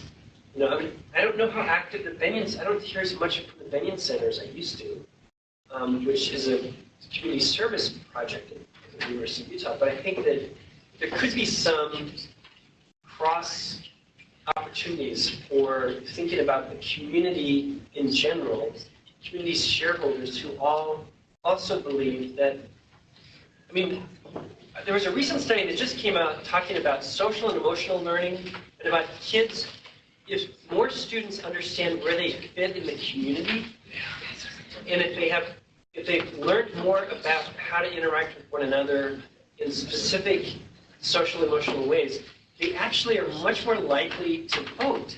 They're more likely to believe that, oh, well, there's a reason why I should care about public policy, because I am a part of a community, and therefore I'm going to participate. And that's what we want. We want kids to participate. I think we also have some really excellent teachers or other people in Utah that we could add to this list that would be very engaging. Yeah. Does somebody spring to mind off the top of your head? Yeah, I'm sure you're right. Yeah, no, I can think of a lot of people, but I don't know that they would be the best ones, but I think we could, even the people that are working with students now, know the constraints teachers have and can address those as well as what we need. And to be able to say, but you can't do it. Yes, Right. you can do this. Right. Here, So for I'm a- instance, Dawn Harvey, I think she was in the program when she was in high school, right? Yeah. I think she would be a good one to address, this is what it did for me when I was in high school, this is what it's done for me now. Yeah, and Don Harvey is the person who coordinates the Week program. So I just think people like that, Yeah. that, Not on the list. Yeah. oh, okay. Or like Jody Ide. I mean, Jody Ide Yes. wants to be involved in this conversation. Jody has done a lot of work with face-to-face, teaching about religion, teaching about controversial topics. That is, and Pam Hunter possibly as well, in terms of how do you, in a geography classroom or whatever, actually institute some of these civic goals. Jason Perry from the Hinckley Institute would be a great speaker about being involved in government. Right. One thing that I did some work on a sort of a scope of work or sort of an outline of what we could do in terms of categories of speaker. We've talked about the national experts, which is the list that's circulating, representatives from other states, centers of excellence or civics programs, that's Kansas, Florida, Arizona, panel discussions with outstanding Utah civics teachers, with audience Q&A, panel discussion with nonprofit community partners, and that's everything from Benyon Center to the LDS Church has a big program called Just Serve. It's an app. And there's other things. 211 is a big volunteer program. Spy Hop is another example. A panel discussion with students and millennials about their experience learning and doing civics. A video tour of civics classrooms around Utah. Status of civics and social studies standards, and then to an issue raised earlier about not having enough time to really devote to civics when attention to social studies itself is so compressed. Dedicating time at the conference to establish learning networks, and then prior to the conference, really beefing up the Google Sheet that Robert started, I guess, last summer, where teachers can systematically share lesson plans and tools. I think there's a lot we can do today. There's a lot of possibilities. So if you're, obviously we're going to meet again and keep the conversation going. If you want to be a part of that conversation, just let me know. Raise your hand if you want us to. I mean, Elaine and George and Pam and Kay, you're stuck. Amber, you're part of it.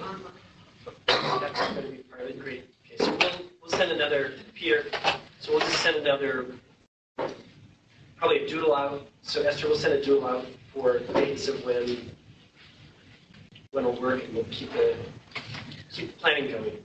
There will be other people that we'll bring into the fold. I'm sure there are some people from the Commission on Civic and Character Education who want to be a part of it.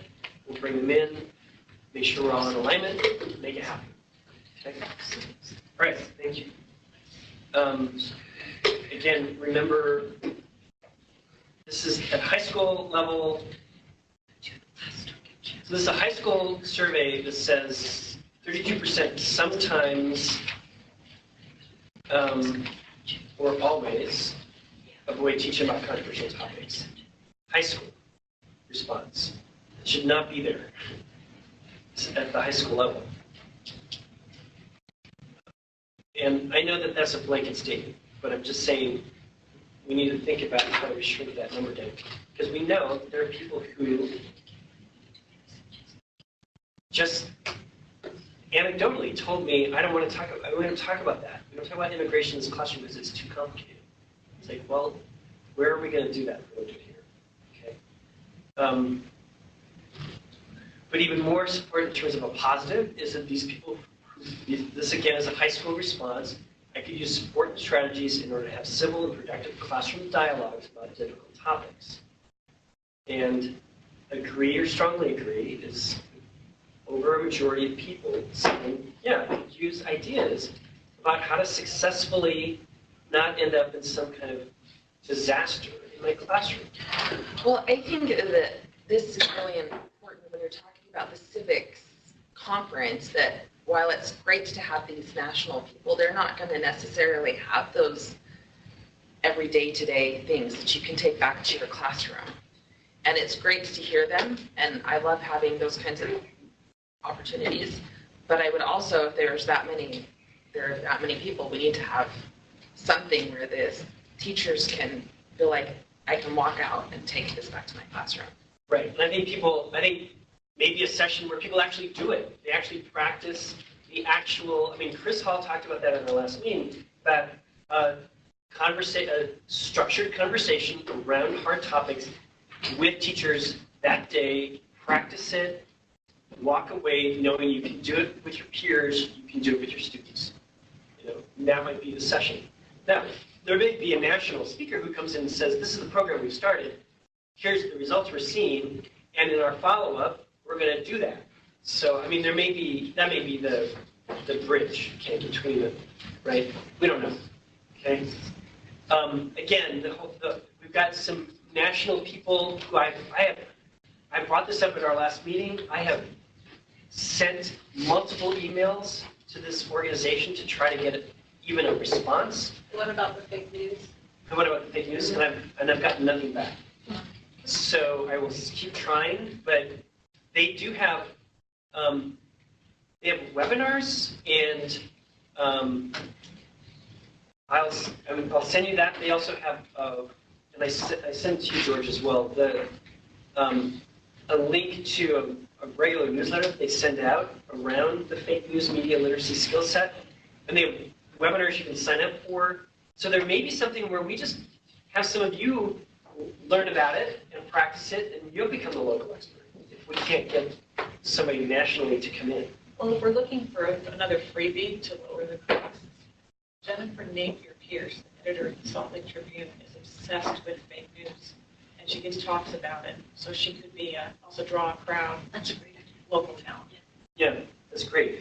And Jennifer's the editor now, the Trib, and she facilitated the big conversation. Talk about a tough crowd. The Utah League of Cities and Towns had their local officials day, and they had a ballroom full of high school students who were part of the city councils. She facilitated the conversation around that to get them interested in thinking about Hamilton and writing a letter to Hamilton. All right. Could we come up with a date? As Yeah. we're planning our professional development this summer, it would really help if we knew when that was going to be. Yeah, it'd be great. What works for people? The last week. Saturday. Not June 4th. I think Kay will be back the last week in June. And I think she brings a lot of strength with her through UCSS.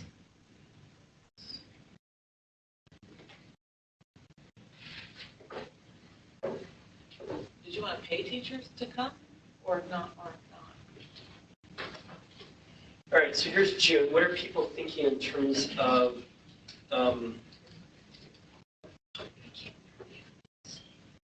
Saturday. Look how it's a Saturday. weeks? Oh, Corey. No, it's Saturday. I'm not coming. Oh, well, then don't suggest Saturday. I don't have a single about- June date open. What about the Saturday. 28th? Well, don't look at this calendar. It can be any day. Just Oh, don't worry okay. about my calendar. Just Oh, worry okay. about- I'm just throwing up a calendar. I would say that the last week, if no one has anything against the last week, what about sometime that week? I'd say earlier in the week because then you're getting into True, 4th of July. Yeah. Like the 26th, 27th.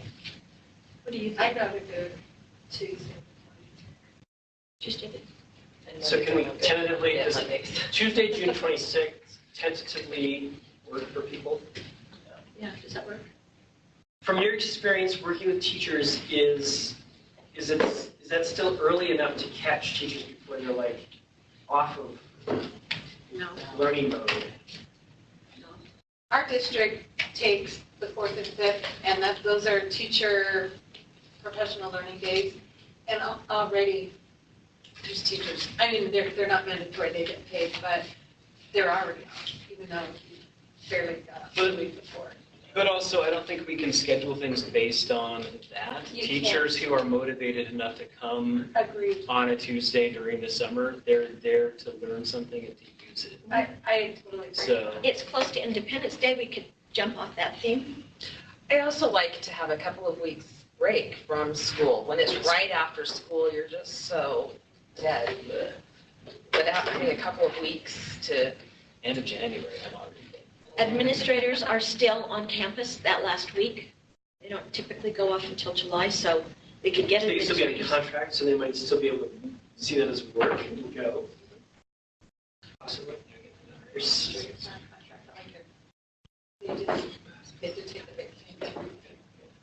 All right, well, let's tentatively put June 26th. Esther, let's make that as a tentative date. And then we'll see. There are other people I have to work with that tentatively. I want to come up with a first and second choice. Yep. So we've got that one. What about like the 19th as another possibility? Yeah. Does that work just to do the week prior, or do you want to? I mean, we could do it that week. We could do the 26th or the 28th because it could be a venue issue. It could be a. Where are you planning on holding it? That's a good question. So, I mean, it's going to be. I mean, we're looking at. It has to be free. Okay. We could do the 19th or the 26th. All right, let's just do the 26th and 28th at this point. All right.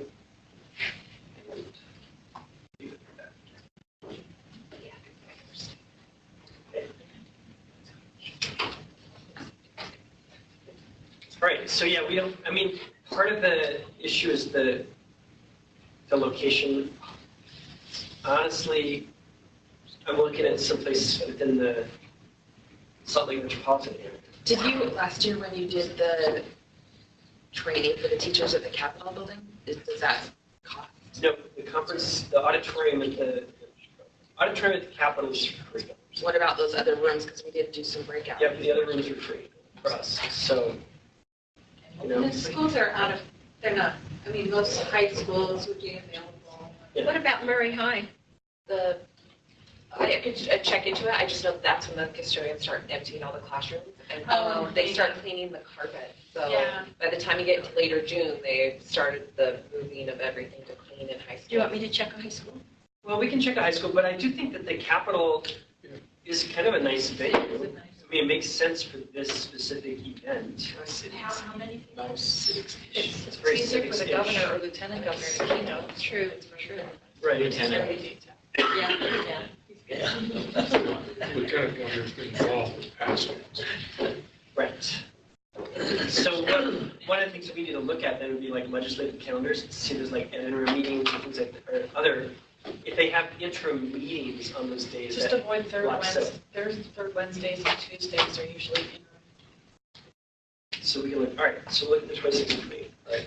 How large of a conference As far as, and what's the capacity of that auditorium? It's not that big. It's about 300. Yeah, but I mean, if you think about you think about this summer, Kate, you were there, we had a couple hundred people there. Yeah, we did have. I mean, honestly, I think we'll be fortunate if we have a couple hundred people Yeah, that's true. at the conference. Are you going to pay teachers to attend? That is one of the ideas. I mean, don't you think that if you're a professional in any other field, and you go to something like this, you're either getting paid for your job, you're not volunteering to go. So I would hope that we can at least give them something. Even if you paid them $100 and there were 200 people, that's only $2,000. It's not, it's $20,000. $20,000. Oh, sorry. Yeah, now, I'm social studies, not math. Treasurer, which is, Yeah, that's right. That's only for 10. Okay. Yeah. Oh, that's a lot of money. But there's 30,000.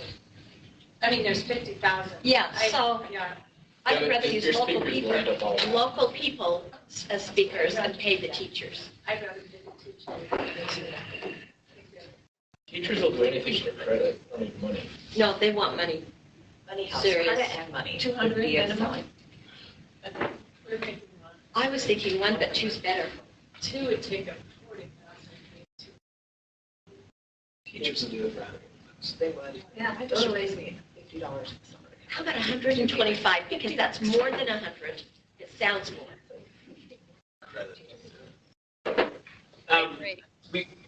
We may or may not be able to feed them. It depends on the rules around what the commission can pay for in terms of a meal. But if we can feed them, it'll be $100 and lunch. I think you can with the commission funds, We'll because see. we have. See, there are rules that we can't have, but the commission may have different rules. Okay. All right, do you need a brain break? You need a brain break? Yeah. Okay, so let's just, if you look at the clock, we'll be back here at 10:45. And we're going to look at this concept of professional learning and creating sample units. And we're going to look at a little bit of the existing standards that we have, which you have in front of you. Think about what would be like good ones to kind of choose and find some great experts from your districts who we would pay, possibly, to create really exemplary units that you could then post online and talk about those as professional learning tools. So we'll come back and talk about that 10:45.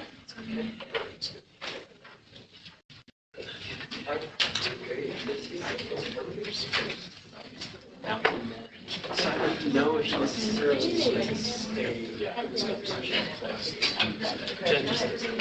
I volunteered to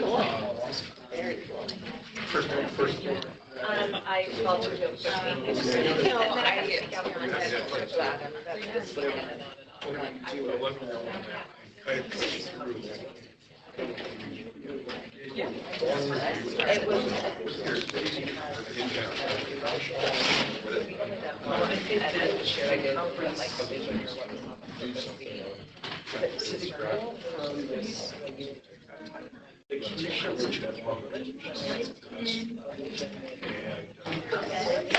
There's part of it.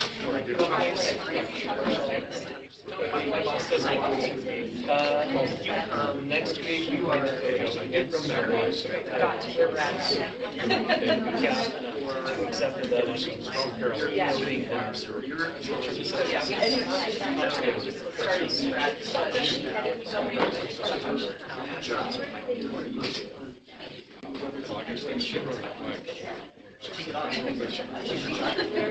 But I came from a skill set. And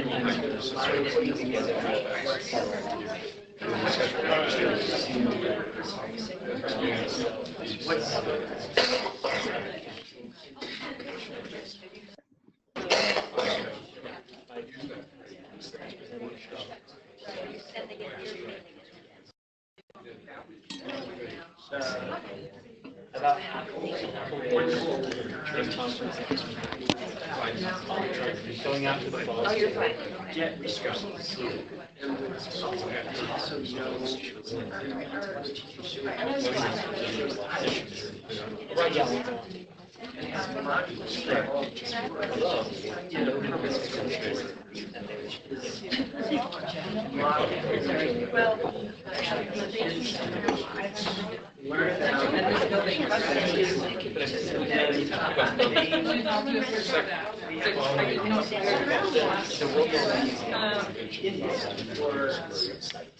learning about what is the relationship. Oh, wow, so we stayed in that hotel right there by it. Your decision. So I'm going to pay your own. Other teaching. That's what we did. Yeah. They would go to the conference. I don't remember the. Sure. Yes, Edith Peters. They're not. Maybe I'll say that it's just. Well, no, I'm excited about that one. That's not taken me. I mean, I think with it doubles the price. I know. And also,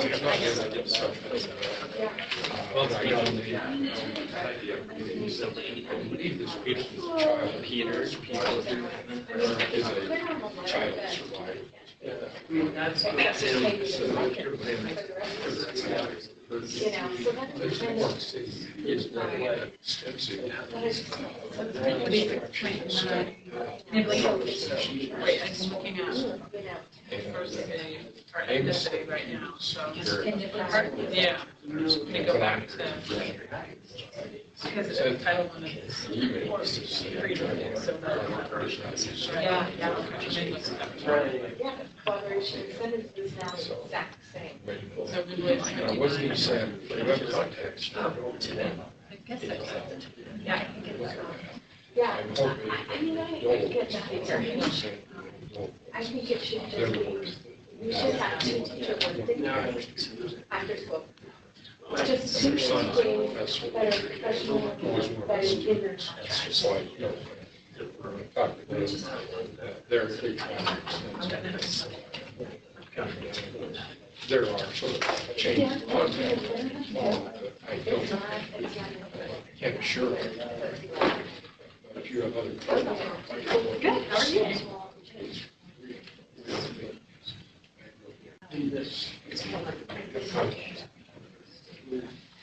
If you do further set something in, let me know.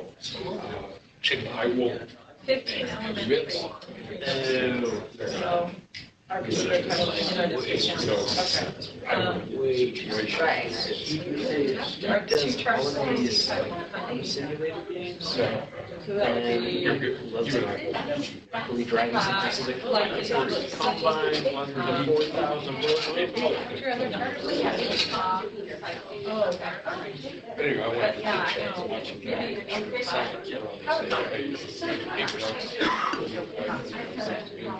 Just keep going.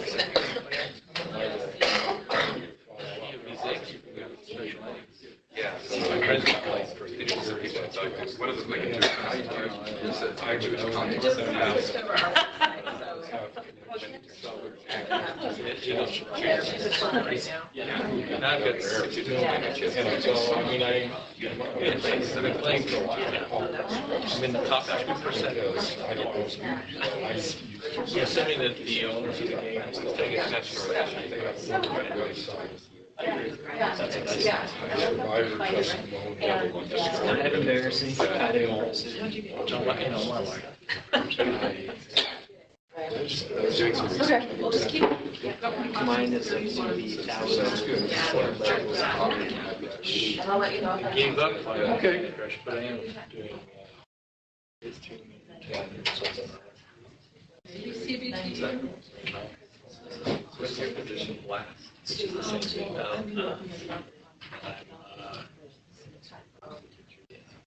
I graduated, run out of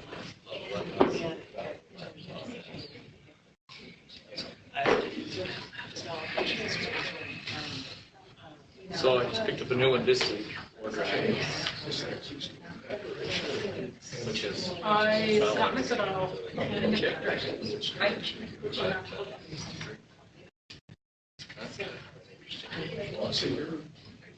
Oh, yes.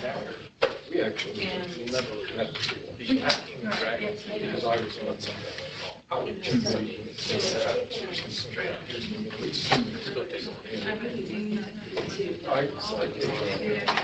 like, email, she spends quite a bit of time here. Oh. They got. And then they also spend a lot of time with Jenny.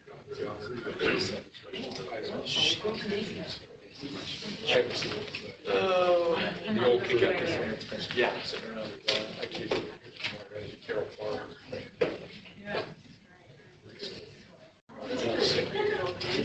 Yeah, I was talking to. So you have an active. All the, you can only have so many. I'll talk to you. Straight This is the new guy. He's already.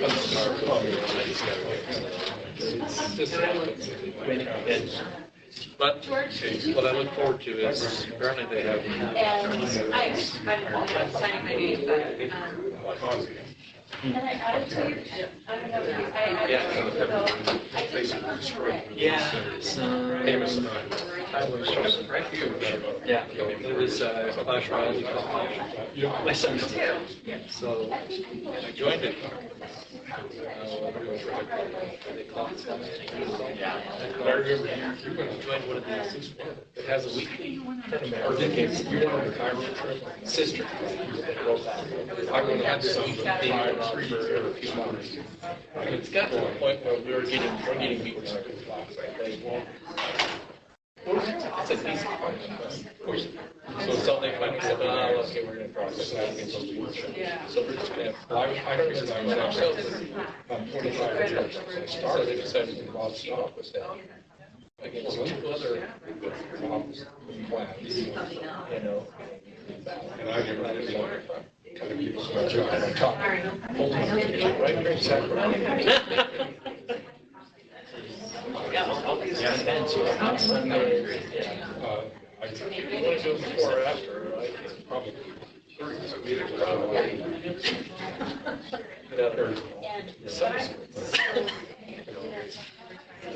And I retired, though, and I was working.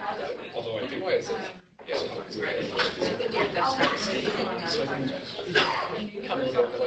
yes, I know. She came on probably 3 years or 5 years. I know.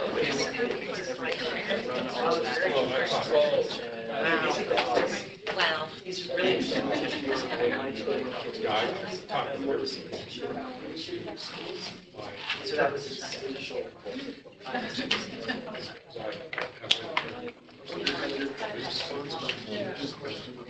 Wow, that's a.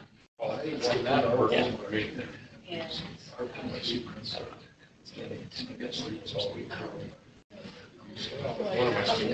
What are your candidates for the forums? He owns all the hard jobs. Anyway, it's 17 years. Are you really? Good. That goes for years. You run this teacher. Yeah. Good for you. It's really interesting challenge. All right, welcome back.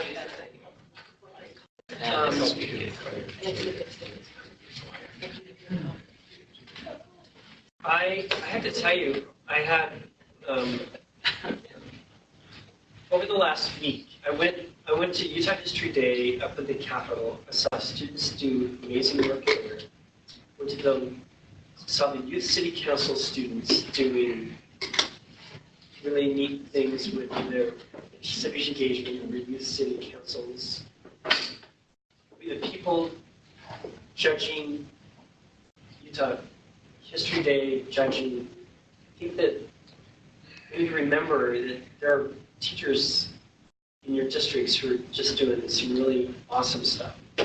Got invited out to Murray with some really committed teachers, and we kind of talked through and talked about standards and standards of implementation, and they're excited about some of the things that they're able to do and feel free to do.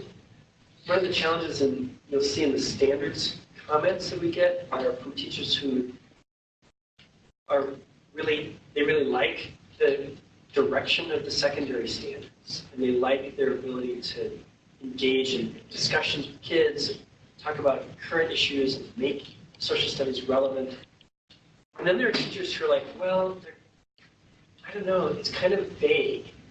So I have people who think that the standards are too prescriptive, and I have people who feel like it's too vague and they're not clear. And I was like, well, you're never going to please everybody with everything. But I do think that in the same idea of you have to see it to be it, I think that there are some opportunities for us to think about resources that we could create to help support teachers in being really successful.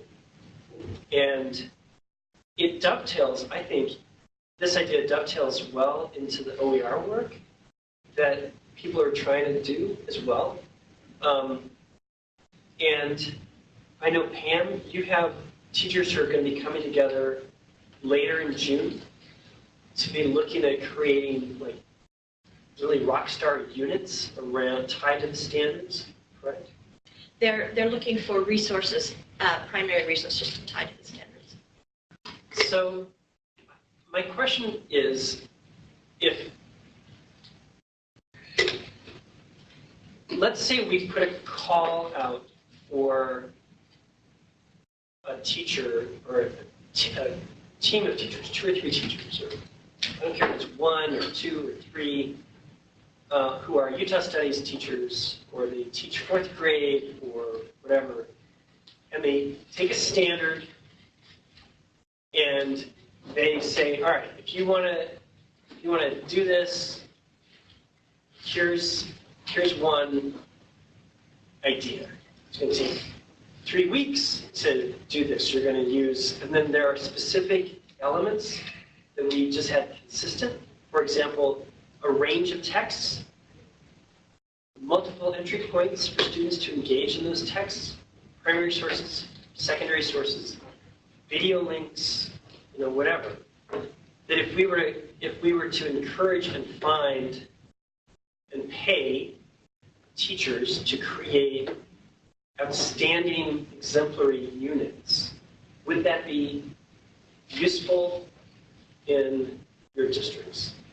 If somebody in Canyons created an example, I'll give you an example. Jeff Noakes, when we went to the Post, UCSS had a screening of the Post, and afterwards, Jeff walked out and he said, "Oh, my students at BYU are kind of doing what they did in the Post, where they're like pulling all the Pentagon Papers and trying to correlate the evidence and do all this stuff. Is they're going through articles and news sources and finding primary sources to help teach all of the issues around this question of freedom of the press and the Constitution, and all of these issues that are generated by the Pentagon Papers, as an example." And I'm like, well, when that's done, whatever is created could be a really outstanding sample unit of how do you get your head around the Vietnam War without just saying, well, I'm covering the Vietnam War, any more than, oh, I'm covering World War II. No, it's like, what's the question that you're trying to answer around Vietnam? And one of the questions might be,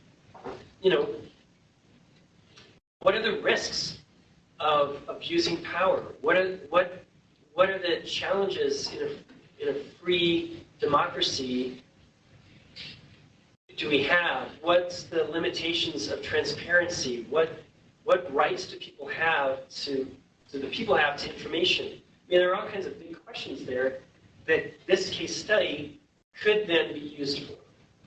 My question is, would then a high school teacher who sees it, would they use it? Would they use it as an example? Would they, if everything were there, including links to all the texts and the sample discussion guide questions, would teachers use it? Because if I've got 30 grand to spend on professional learning for teachers around the standards, that means I could have one day, I could have 30 people come, or I could spend $30,000 on 10 or 15 really great units throughout grade levels that would be examples that would reside online with maybe a little video intro by Quinn, who created this unit. Hey guys, I teach 8th grade, and 2-minute intro, and here's the unit. So tell me about what you think about that idea. I prefer that idea to having 30 teachers come in and do something for a day. I think we could cherry pick the best teachers we have and approach them one-on-one instead of sending out a blanket call. I have teachers, if we say, okay, if you do this, you'll get paid to do it, I have all the wrong teachers signing up to do that stuff already, and it's driving me nuts. So I I would like to be able to target specific teachers even for specific standards. Right. You know? So. Great. Well, you have the standards in front of you, so we're going to talk about that. All right. So I want you to kind of think about, okay, you know what, 5th grade, we look at 5th grade and we look at, you know, this specific standard, elementary teachers, they're in there, they've got wonders in as their program, they've got a 2.5-hour literacy block. How the heck do they possibly teach 4th grade, standard 1, and squeeze it in, and you have a teacher who says, I did it! You can do it too! Here's how. And then, Would that be Robert, possible? then my question is, how do we get that information out to teachers? How do we make them aware? I mean, obviously, we're not getting the word down to the end of the row. What do we do? What are we doing wrong? Yep. Let me jump on what we're doing. Yes? This sounds very similar to what we're attempting to do, right? With Yeah. the district's buildings resources. But that's the question we're facing at the other end, right? How is this going to be made available to teachers? And you've indicated in the past that this is all good stuff, but the state doesn't want to sponsor it. But if it's for the teachers in the state, it's got to be some way statewide to get it. Yeah, I mean, I think that's the rub. I think that UEN, we probably talked to UEN about housing materials there. The issue for me is this. It's just the reality of I want to support you at the district level in what we all know teachers need. And these are the things that teachers need. The beauty of the World Wide Web is it could be housed somewhere and linked. My issue at the state level is I'm in charge of standards. I'm not mandating curriculum. So I can't create sample curriculum per se and say, here, you should do this. But what I can say is if districts want this to happen, we're going to support you in creating that, and we're going to link all over the place to it. That's the challenge that I face. I'm just being frank with you. Jesse? I just feel like it's recreating will to get teachers together. There's so much information out there. I looked at the site that you just shared with me this morning, and it's fantastic. And one of the great things about it, you said, it's already vetted. Right. But one of the great things that it has on it that we tend to, that tends to be missing when teachers get together is that background information for teachers. So when teachers have to teach a topic that they're not as familiar with, that we don't have the depth of understanding, for whatever reason, if they're new to the topic, new to the content, whatever, new to teaching, that's helpful for them, right? Because then that helps them push their students better. So I think a better use, my opinion would be that a better use of time would be to look at these great resources on this website, National Archives, Library of Congress, SHAG, that are already out there that provide the documents and the teacher background, and align those to what we have. Let's start there, and then look at where the gaps are, and then have teachers work towards that. And they can the teacher could still almost create like, welcome, here's this unit, here's how I designed it, here's why it's important, here are the questions we're asking, here's the background info, and here are the resources that I've used, and the link to SHAG, and here's but then it could be also, here's how I used that, or here's what I did here. Does that make sense? Yeah. Would it, if you know of really good people, great teachers out there who are doing this work, who, I can still pay them, a decent amount of money to start down this road. I think it would then dovetail really well into what you're trying to do in Jordan, and what you're trying to do with the OER work. And if we align it right, I think that it would support your work. I agree. It's very much in line with what we're talking about. Would teachers use it? I mean, would teachers use something like that? I think they would. My school goes to Indiana a lot, looking for Yeah. And so if we had some new updated lessons and units, they would be happy to have some new, something new. Because I think UN's great, but I think we need something a little bit more. Well, UN is changing quite a bit in the next few months anyway with their resources. They are going away from their traditional media and another, and they're going to OER, and they're going to go underneath OER Commons. I also think for elementary teachers, that they also need to see how it works with Wonders or whatever, literacy Journeys. journeys for you guys. They need to see how they can connect it, because they, for us, Wonders is in its second year, and they're still feeling a little overwhelmed with that. I think, and they need to see, maybe the commentary for, this is how I used, this with Journeys or Wonders, Yeah, and I how agree. it That's a great fits. comment. Well, and for those, we use Wonders too. Sometimes it is fitting thematically. So you find the social studies concept that thematically fits with the story. Because it's not like they looked at, it's like there are 3 for 6th grade that kind of sort of line up with the core, but even then it's the wrong time It's of a year. stretch, Yeah. So if you find ways to connect them thematically. Well, and I did that because we have Wonders as well. When Yeah. we first adopted, connected every anthology story to a social studies standard, and some of them were far stretched. Yeah. It was like, you may be able to talk about this in this standard. But the idea was that we take this kind of matrix and say, okay, here's what you can teach social studies content with a skill in language arts. Yeah. So I would love to see these lessons say, maybe not to a program, because I always tell my teachers, we don't teach programs, we teach curriculum. And I would love to see a lesson that shows integration with different content, and maybe not connected to a certain textbook, but here are some options, and here's skills that you can teach with this kind of lesson. You teach comprehension, reading strategies, and graphic organizers this, or you teach a writing skill here. Here's how you connect it to your arts and science. I would like to see them integrated. Do you feel like you've got teachers out there? Do you have the talent that we can harvest that could work on this? If you put your head around it? Elementary, middle school, high school.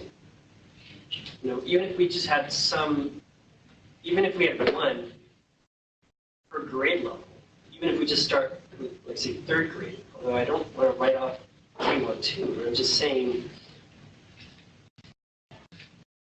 if we had a specific standard, I mean, at the elementary level, I think it's a little harder, but I think that I mean, 4, 5, and 6 definitely have specific content standards that I think could tie, so you could grab that one standard and do something. Whether you tie it to Wonders or Journeys or not, or you do both and, that you say, if you have this program, here's where it might fit in. If you don't use this program, you can still do X. But you could still do K2 with the whole idea of community, school, neighborhood, family. You could still do that and you could be generic, but get those skills in there. I don't think we have to leave out K2. Right, I'm just thinking about money in terms of how many, like what you can bite off. Where do you think the need is more pressing? 4, 5, and 6. Do you think more pressing in the elementary grades than middle school and high school? Or do you feel like there's still... Middle school and high school teachers have the content knowledge that they need. Elementary teachers are floundering. They don't have the background, they don't have the knowledge, and they don't have the time. But if the secondary teachers don't have something concrete that they can look at that's strongly connected to the new standards, they're just going to do what they've always done. Yeah, I mean, let's take a look. Grab the standards document at the secondary level just for a second. I want to just look at... Let's just look at Utah Studies as an example.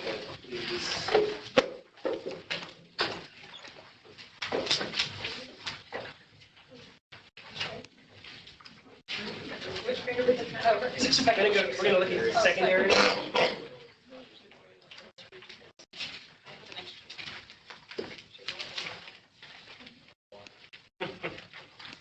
So let's just randomly, I just want to look at, I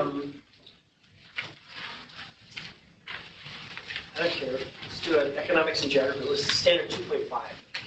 And I'm not saying, I don't care which one it is, but if you look at standard 2.5 says, students will construct an evidence-based argument to explain how the development of transportation and communication networks across the state changed Utah's economy and human geography. What we're looking at here is like causal relationships, like cause and effect. What are the, right? There's part of that. If you've got, this could be where you're talking about the Transcontinental Railroad. This could be where you're talking about, there's all kinds of ideas here about trails leading to freeways. I mean, that's not the time frame, but that's the idea. But it's not, this is not easy to do. This, without stuff, without resources, without maps or layers of information.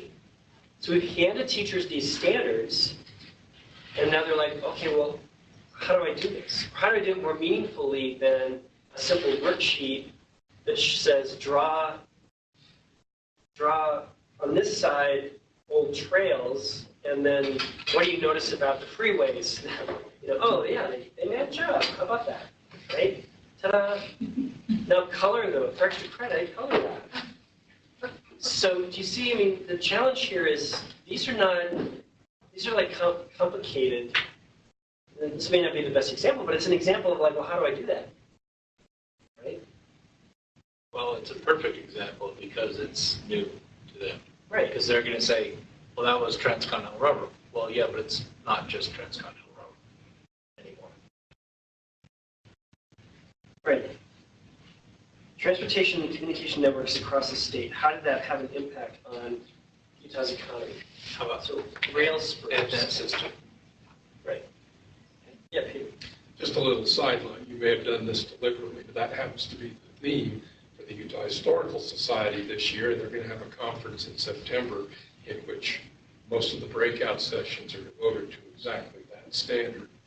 And teachers who could go there would get wonderful supporting materials on that. I'm working a little bit on that, and so I'm familiar with it. And it's just ironic that you picked that one because movement and transportation is the big theme of the Utah Historical Society this year. Now 2.6 is inextricably connected to 2.5. And there's really, so a good teacher would say, well, let's look at how do we connect these two. Kill two birds with one stone. I don't care unless you don't. 2.6 is about how agriculture, roads, mining, and industrialization create new communities and new economies throughout the state. We want kids to see how does it, some things grow and flourish and some things don't. Build a new prison someplace, build a yogurt factory someplace, you've got mining somewhere, you've got national monument, or you don't have a national monument, or you do again, or it's smaller, or tourism, trade, skiing, whatever. Okay? But to take this to the next level, it requires a teacher who can sit with it for a while, think about it in really deeper ways, and create something really cool that other teachers can then steal. That's what we want. Steal away. Okay. So my question is, you know, like, I don't really care which standard, but it seems like examples, it's like eating an elephant, bite at a time, in terms of these new standards is helping kind of say, okay, well, we'll tackle that one. We'll tackle this one. We've got a huge database already of resources and stuff that people create as well. So there's also that resource to use. But your classroom teacher, I mean, would this be useful? If somebody said, here's the unit we developed on for those standards. Or would you say, oh, that's great, but that's not my thing. I, do my own thing. There were some way to actually see it. So I come across all of these fabulous lesson plans. You're researching out, you find another, but you just don't know how it works. You just don't know how it fits. And so it's out of your comfort zone. You're less willing to try. So if there were a way to create these, but then show how they're actually instituted in the classroom and in that, that's more likely to get you to do it than just having a lesson plan thrown on my desk and say, use this. Even though it's really, really good, I'm still highly unlikely to use it unless I can see somehow how it works or where it fits or Right, you've got to taste demonstration. it. It's like the recipe, but you've got to be able to see. So that would be an example of student work, or what is it the kids are able to do with it? I mean, that's the other piece. They're going to construct an evidence-based argument to explain that. They're going to, like, what is that? What does that look like? And for 8th graders or 7th graders to say, here's the proof. That's where you're right. I think that's where people are actually buying it, doing it. They can see. I mean, that's the model behind the people say, oh, yeah, I want my kids to be able to do that. That's why we want judges. We want you to encourage teachers who are hesitant about Utah History Day to go judge Utah History Day so they can see what kids are capable of. Any comments? It goes back to your quote you said earlier, you have to see it to be it. You have to have examples to see it either live or video and see what it looks like in action. I think that's what it takes, is for me to be able to put myself there instead of just reading it. Okay. Well, I mean, I would like to spend some resources on doing this if we feel like it's a good use of resources. And I completely agree with what Jesse had to say, and the fact that there's so much. We're in an information age, an information overload in terms of great stuff that's created out there. But the next step is, all right, how do I take all these primary sources? What do I do with it? And it's kind of like when Jeff Noakes teaches a lesson about, does jazz put the sin in the syncopation? Okay. And it's based on an article that, some woman, the Ladies' Home Journal, wrote in 1921 about sin and jazz and about danger and all the subtext about race and loose women and all of that in morality and otherness and the correlations to today with hip hop. First time I ever heard rap, I'm like, what is that? Now I like it, but it's like taken 20 years, right? But for people in 1921 to hear jazz, they were in an uproar. I don't care if it's the 50s and it's comic books, or if it's Jimi Hendrix in the 60s or what. That whole, and so we have a standard in U.S. History 2 talking specifically about traditions and change and culture clash over that, especially in the 1920s. The 1920s are very similar to our decade right now that we're in terms of nativism and nationalism and anti-immigrant feeling and you name it. It's all there. But you can't just give 5 primary sources about jazz and say, here, go teach that lesson. I mean, what Jeff lays out is, here's what I did first, here's what I did second, here's the anticipatory set I created, here are the resources I used, this is how you create this thing that was awesome for kids. And at the end, they were like, wow, making connections and doing all of the transfer that we want kids to do. That's my point. It's like, great, you've got National Endowment for the Humanities or National Humanities Center has all these great resources, but if we don't show people how to use them, you can't just hand 6 primary sources to kids. They don't know what they're doing with them, right? So we could create this. And I totally agree with you, Quinn, when you say, all right, well, don't just say, hey, apply if you want $2,000 to create this unit or whatever amount of money that's going to take. So to kind of think about what would it take, what's fair, you know, if somebody had they had $1,000, could they create something pretty amazing? You know, if I have $30,000 and I can create 30 outstanding, well, probably not, like 20 outstanding units and then $10,000 for people to vet them, check it, and kind of think about it, could I, you know, would we have some useful stuff?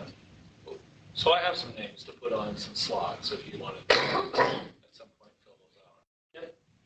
Okay, all right, that's what I want. Great if they could have little video clips attached to that and teaching whatever it is that they're saying. Yes, and I would love if we could get the permission for kids to say, here's why I love this unit, right? I mean, that's what I would want. I want a kid to say, oh yeah, I found out jazz is so, it's like, you know, Jay-Z. It's, you know, it's like, Getting the kids on something like that is a whole different ballgame, though. With the parent permission and. yeah, but I think it's possible. I mean, it's got to be possible. I mean, I agree.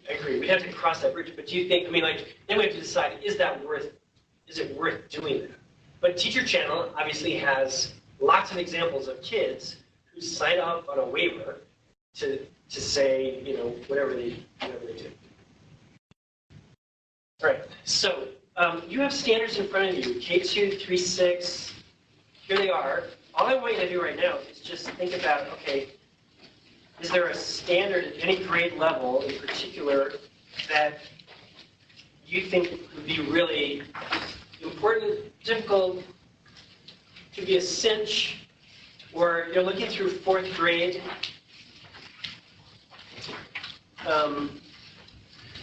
you know, 4th grade standard 2 is about students will understand how Utah's history has been shaped by many diverse people, events, and ideas. And the 3 different objectives, because it's not written in the way we do them now. What are the ways that Utah has changed over time? Oh, I've got a great teacher who could do that. They do this whole cool timeline thing with chronology, and you're going to teach kids about the way people acted then and now, and that connection.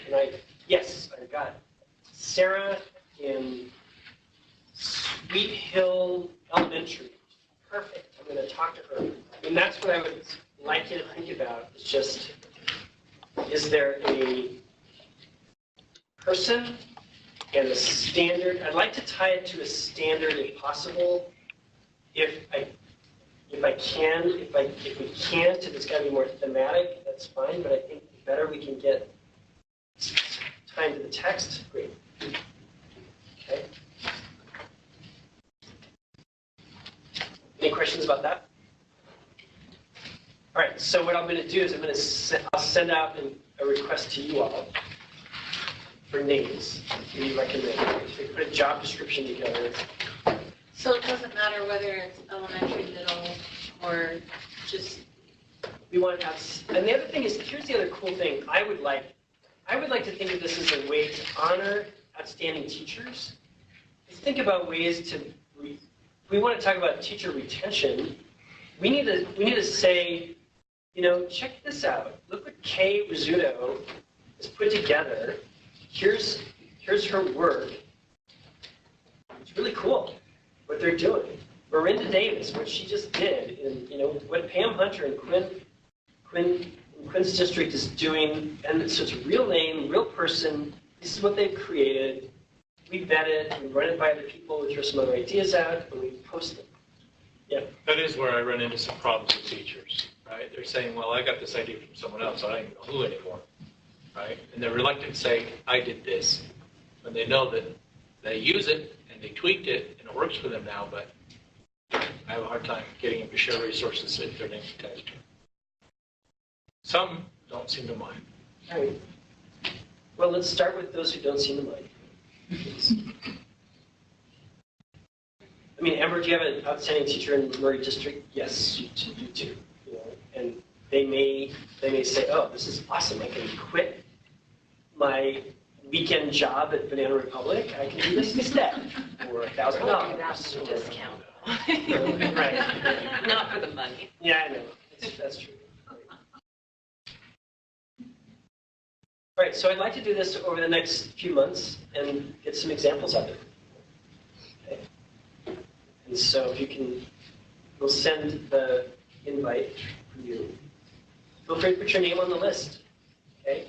But I really do think it's an awesome way to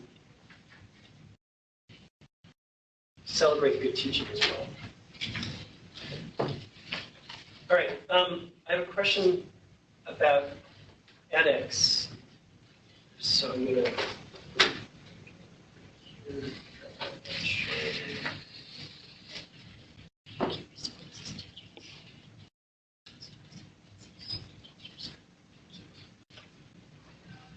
just had it.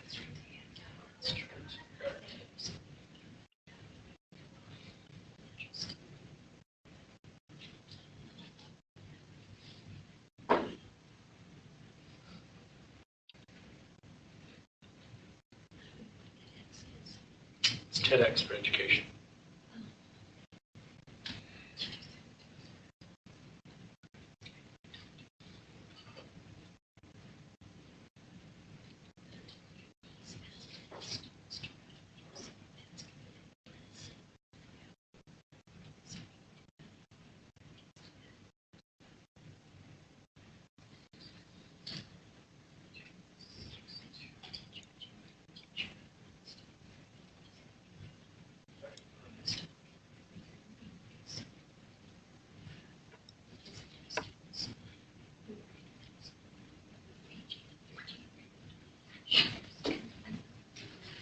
All right.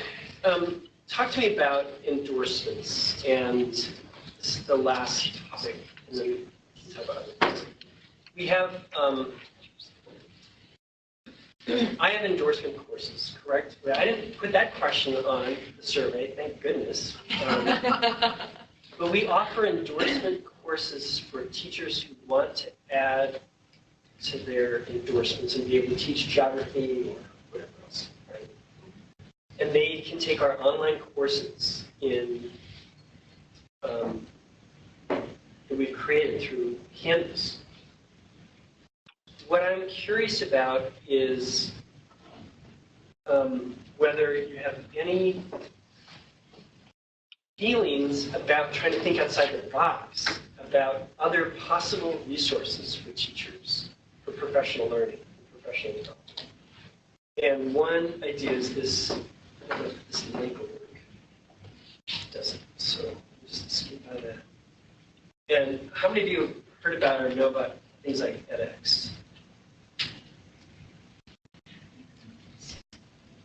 Free online courses from the world's best universities. It's kind of like a MOOC, or they are they're like MOOCs, right? So if we just do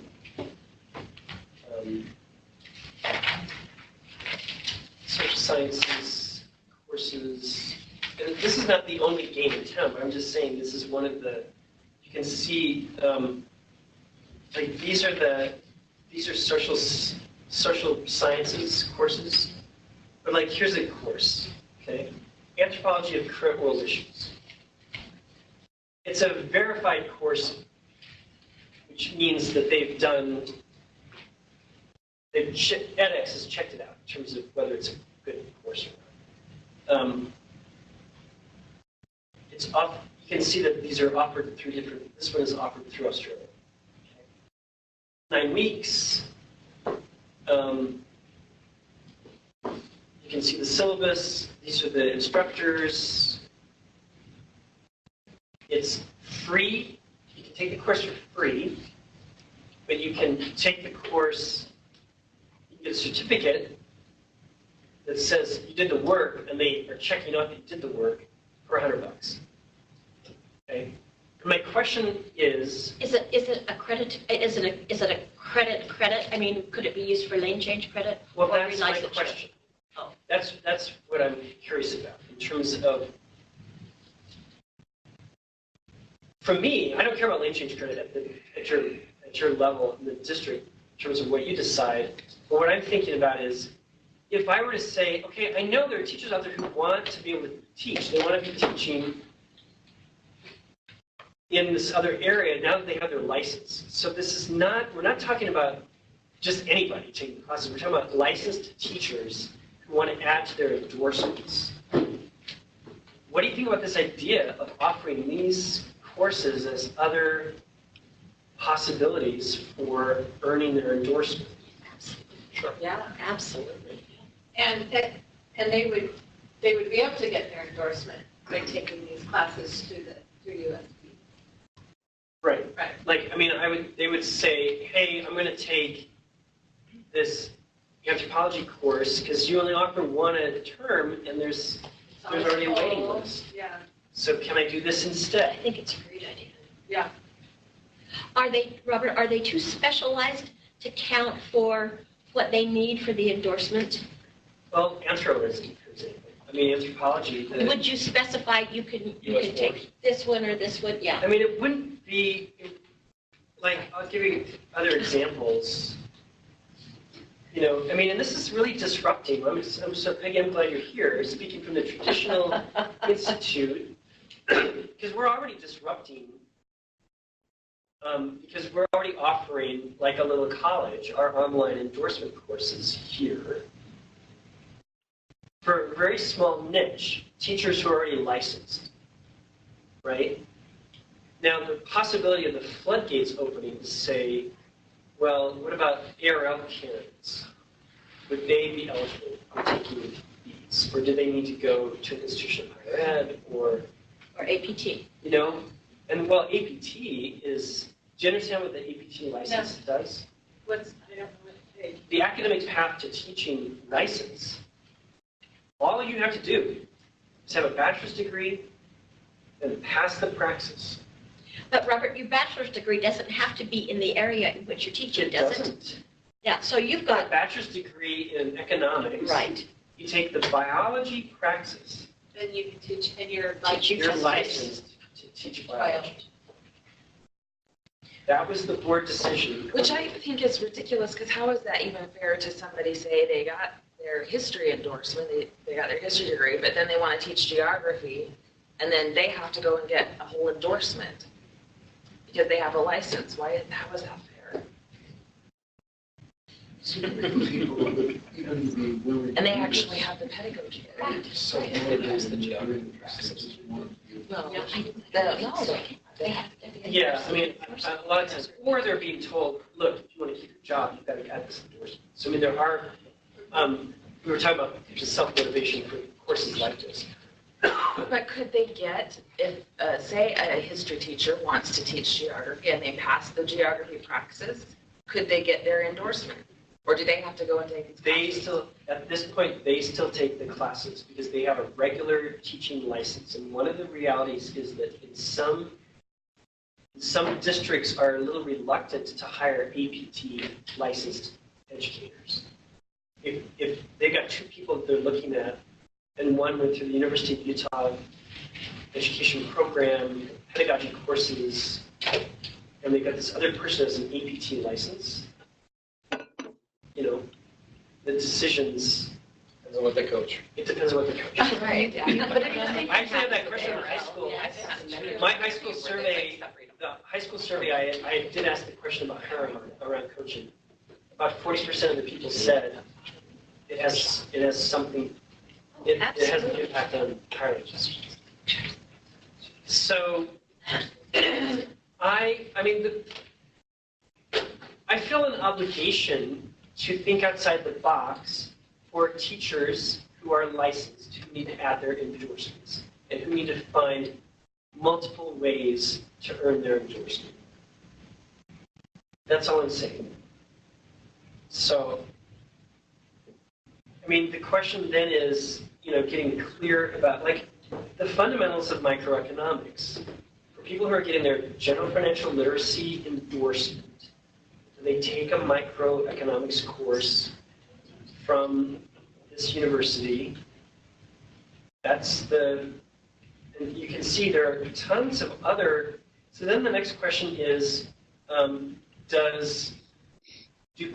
would courses like this be something that could either work in a PLC or work at least for lane change in your district, or, that's something you guys can do. Absolutely, yeah. But, I mean, a lot of these are like Harvard, and a lot of these courses are, like, there's a course, I've never taken any. I don't know what they're like. Well, because my only thing is with stuff like this is like, because you have iTunes U and you have like Khan Academy, you have all these stuff. A lot of it is just webinars with no required work. Yeah. So you just watch it. A lot of times you have an option. Yes, you have some. I've taken two of those. One from Columbia. I took Jeffrey Sachs' class in sustainable development. And I didn't do it for credit, but I did the work. And you don't have to pay for it. And then Michael, everybody ought to take Michael Sandel's class at Harvard, Justice. Wonderful class. And they give you all the materials and you do the work and everything. It doesn't cost you. If you don't, Or you like turn it in can you and get credit? feedback and. Well, they'll give you a certificate. Thanks, Scott. But the two I took didn't charge you for the certificate at all. Some do, some don't. I just took those for fun, and so I didn't worry about getting the certificate. But I don't think mine's the only district that says the credit has to show up on Cactus to count, right? It has to show up, college credit has to show up in CAC. Lane change credit. Lane change credit has to show up in Midas, not Cactus, Midas. But you can also take a transcript to your HR department and put that on. Yeah. So we're saying on courses like this, in order for it to count for lane change in our district, somebody at the district level has to go in and say, hey, I want to apply to somebody at your level and say, count credit for this. Yes. And it'll go on there. But at a state level, for endorsement work, that would go through Midas, UVN. How does that work? Yeah, I mean, for me, what it would do is for the endorsement, which might be totally separate from credit, right? Like lane change or anything. Right. If I get an email from a teacher and they said, Robert, I need another political science class. There's not one being offered. I want to get my endorsement. I went on edX and there's an American government class. Can I take it, pay the $100, and get certified by the teacher that I did the work? Will you count that? What I want to know is whether you think that would be okay. Yes. Because I'm willing to talk with my boss and discuss this. I mean, here's a class from Harvard, 16 weeks long, that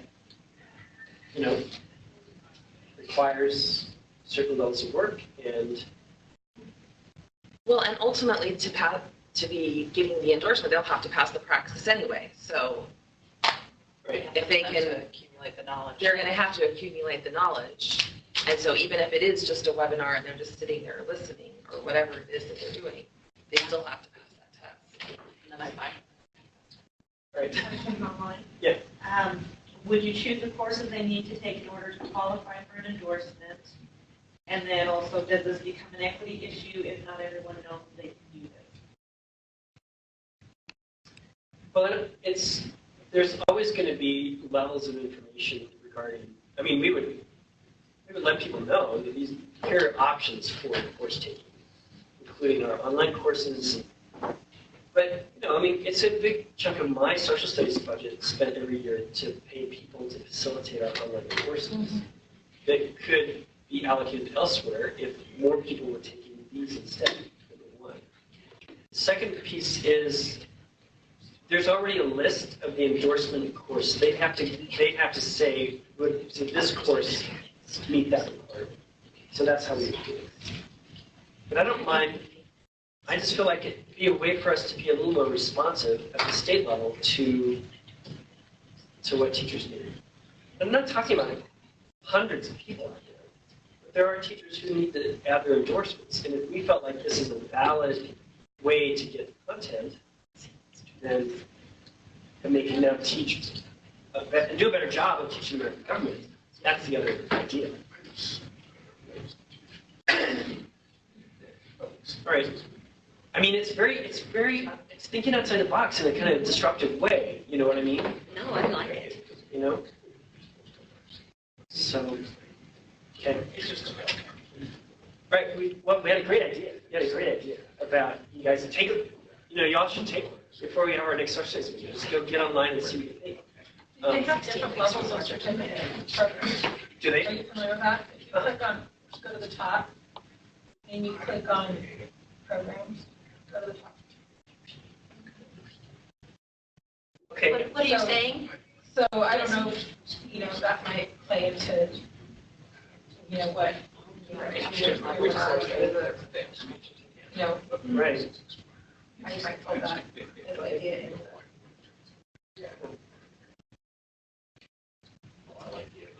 Yeah, I mean, it's not our, I mean, the idea about, and I'm not saying edX is the only place, but the schools that are partnering with edX, I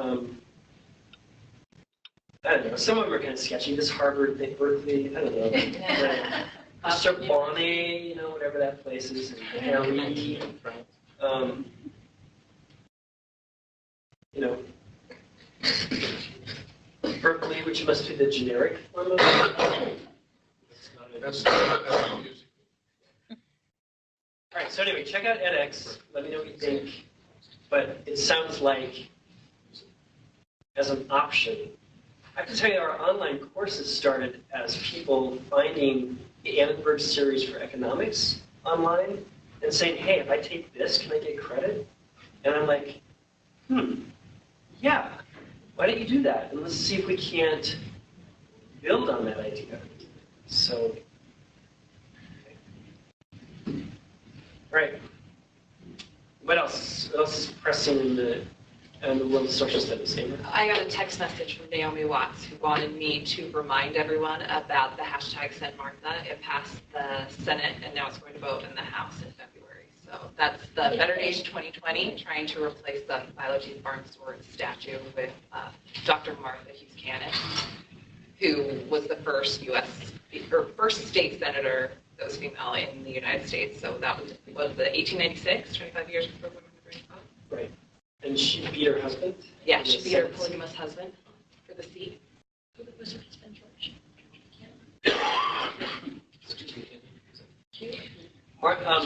So Better Days 2020 is the organization promoting the celebration of women's suffrage and the centennial of suffrage in 2020.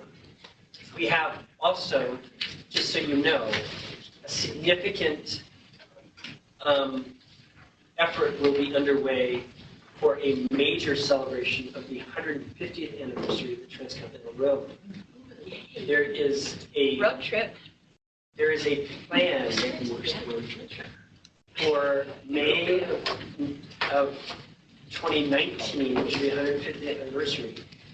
The governor has set up a commission. They want to have, imagine this, May 10th, I think set the date, May 10th, 2019, you will have the symphony from the Utah Symphony, the Mormon Tabernacle Choir, 5,000 students, and 250 porta potties to celebrate the sesquicentennial at I know, right? That's their goal. They are intending to raise millions of dollars. It's wonderful. I'm hoping that they will also develop really great curriculum that will be thoughtful. And we'll see. Get Jeff's students on it now. Right. So there's a commission working on it, and we'll let you know. So we've got that in 2019, and then 2020 with Martha. I guess there is an already existing statue of Martha Hughes Cannon, so they would just switch, pull Philo out, put Martha in. Philo went in 1987, and the Tribune story had the wife of the school principal who got the kids involved to get Philo Farnsworth in the Capitol. she was quoted as saying, "This is a travesty. This is appalling that you would do this." I agree. I was involved with the movement. I was heavily, we had hundreds of school students in this state working to get to Philo Farnsworth in there when they had nothing. And it was, I remember working with the governor and everything else because I was really involved, and I think it's a travesty too. All right, well, thank They you did for a poll that. on Appreciate PSL that. yesterday. But you're losing the battle so far. You are. Just so you know. It was Well- 21-7 in the Senate, and it would go to the House on February 15th, which is the day of the women's suffrage was passed. So Philo may have to be outside in the weather, but just saying. No surprise though. Connected to that, and Better Days 2020, there is a week-long workshop with the Tanner Humanities Center that is focused specifically on Utah suffrage. So it's the second full week in June. It's the 11th to 15th, I think. But they have people coming in. They have professors coming in from across the country to do this. They have a lot of money they're putting towards it, developing lesson plans for 4th grade and 7th grade specifically. So for those of us who are curriculum people, if you have 4th and 7th grade teachers who are always looking for Utah studies stuff because there isn't a lot out there specifically for them, Tanner Humanities already sent out the save the date for it, but within, I think, end of March, beginning of April was when the applications open up. So If you remember, I don't know that I saw it. It's March Save the date 1st. from Tanner, and I'm on their mailing list. March 1st. March 1st is the application, and they said instead of being first come, first served this year, they're going to try and get participants from all over. Yeah, up until this year, the Gateway to Learning workshops, it's like they took the first 30 applicants, no matter who or what they were. Yep. But they're doing it like a short, like one-page essay kind of application. Yeah, that's great. Will you send me that link? Yes, I can. I've got one more question. Please. Can you get us Hamilton tickets? Can we be the backups just in case? No, I'm very serious. Can we show up and be chaperones for those empty seats? Yeah, what if kids don't show? Can we just stand at the door and usher, and then if they don't come in? Totally serious, totally serious. I know you're serious. Short answer, no. That's great. I want a longer answer. The long answer. This meeting is being recorded. And what I can tell you is, the only answer I would have for you is that it's the chaperones and people who are there supporting kids. The first goal from Gilder and Nerman is that if there's, let's say there's 30 students from a school, and they're at Eccles, and one of them is acting up, or whatever, talking, or side talking on their cell phone, whatever. The chaperone needs to be able to say, "Ralph, put it away," not, "Boy in the blue shirt, put it away." Yeah. So that's the issue. What we've got to have are chaperones there who know kids. So go out and learn the names. Call them a name. It doesn't matter if it's the right name or not. Just tell them the name. Hunter, you got a good shot. Kyle's always Hunter, right? Hunter. Preston. Jack. Kyle's not Jason. That's Jason. So learn the top 10 names for that generation of students. I'm just saying, if the opportunity arises, putting a bug in your ear. No, I appreciate that, and all I can tell you is everybody will be asking, and Yeah. and But who asked you? sorry, Go to Chicago, it's great. On the fall break. Now, what I can tell you is that we'll know more on that day. On that day, we're going to need all hands on deck. There may be volunteer opportunities available. In that case, then there will be a ticket for that matinee. But I can't make for it. So just keep that. I'm in Salt Lake, I can volunteer. There you go. So, thank you. I want to tell you, I'm just so pleased with what I am able to see out in the field. And I've got a little doodle that I'm sending out just to local people. people right now to kind of say, hey, if you want to go with me, I'd love to visit some schools and see what's going on and kind of just touch base with what's happening at the elementary and secondary level, both in terms of challenges teachers are facing, but also successes. So I really feel like one of my jobs is to be as much of a cheerleader as possible for really great teaching and also find out what people are facing in terms of the realities. And so anytime you're going to go visit schools and you want somebody to tag along, I promise I'll shut up and just listen. But I really appreciate any chance I can get out. I appreciate it. So thanks for all you do for kids. I mean, it's just, you guys do pretty amazing stuff. So, and if you do have agenda items in the future, please send them my way. We have one more social studies meeting before the end of the year in April. It's during Spring break. It's during our spring break. During our spring. Well, we can reschedule. We'll reschedule. We'll send I don't think it's during our, it's April 4th. Yeah. Oh, that is spring break. Yeah, we can reschedule. I mean, these meetings are not. Not for us. Right. I mean, I was going to ask if it was other people. we're working that day, she's not. All right. So Esther, we will send out a doodle, get a better date for it.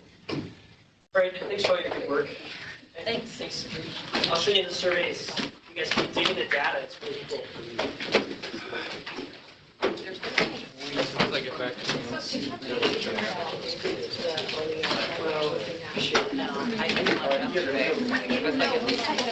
Decided, but we'll have that on the 7th. So, can you decide where the OER will be?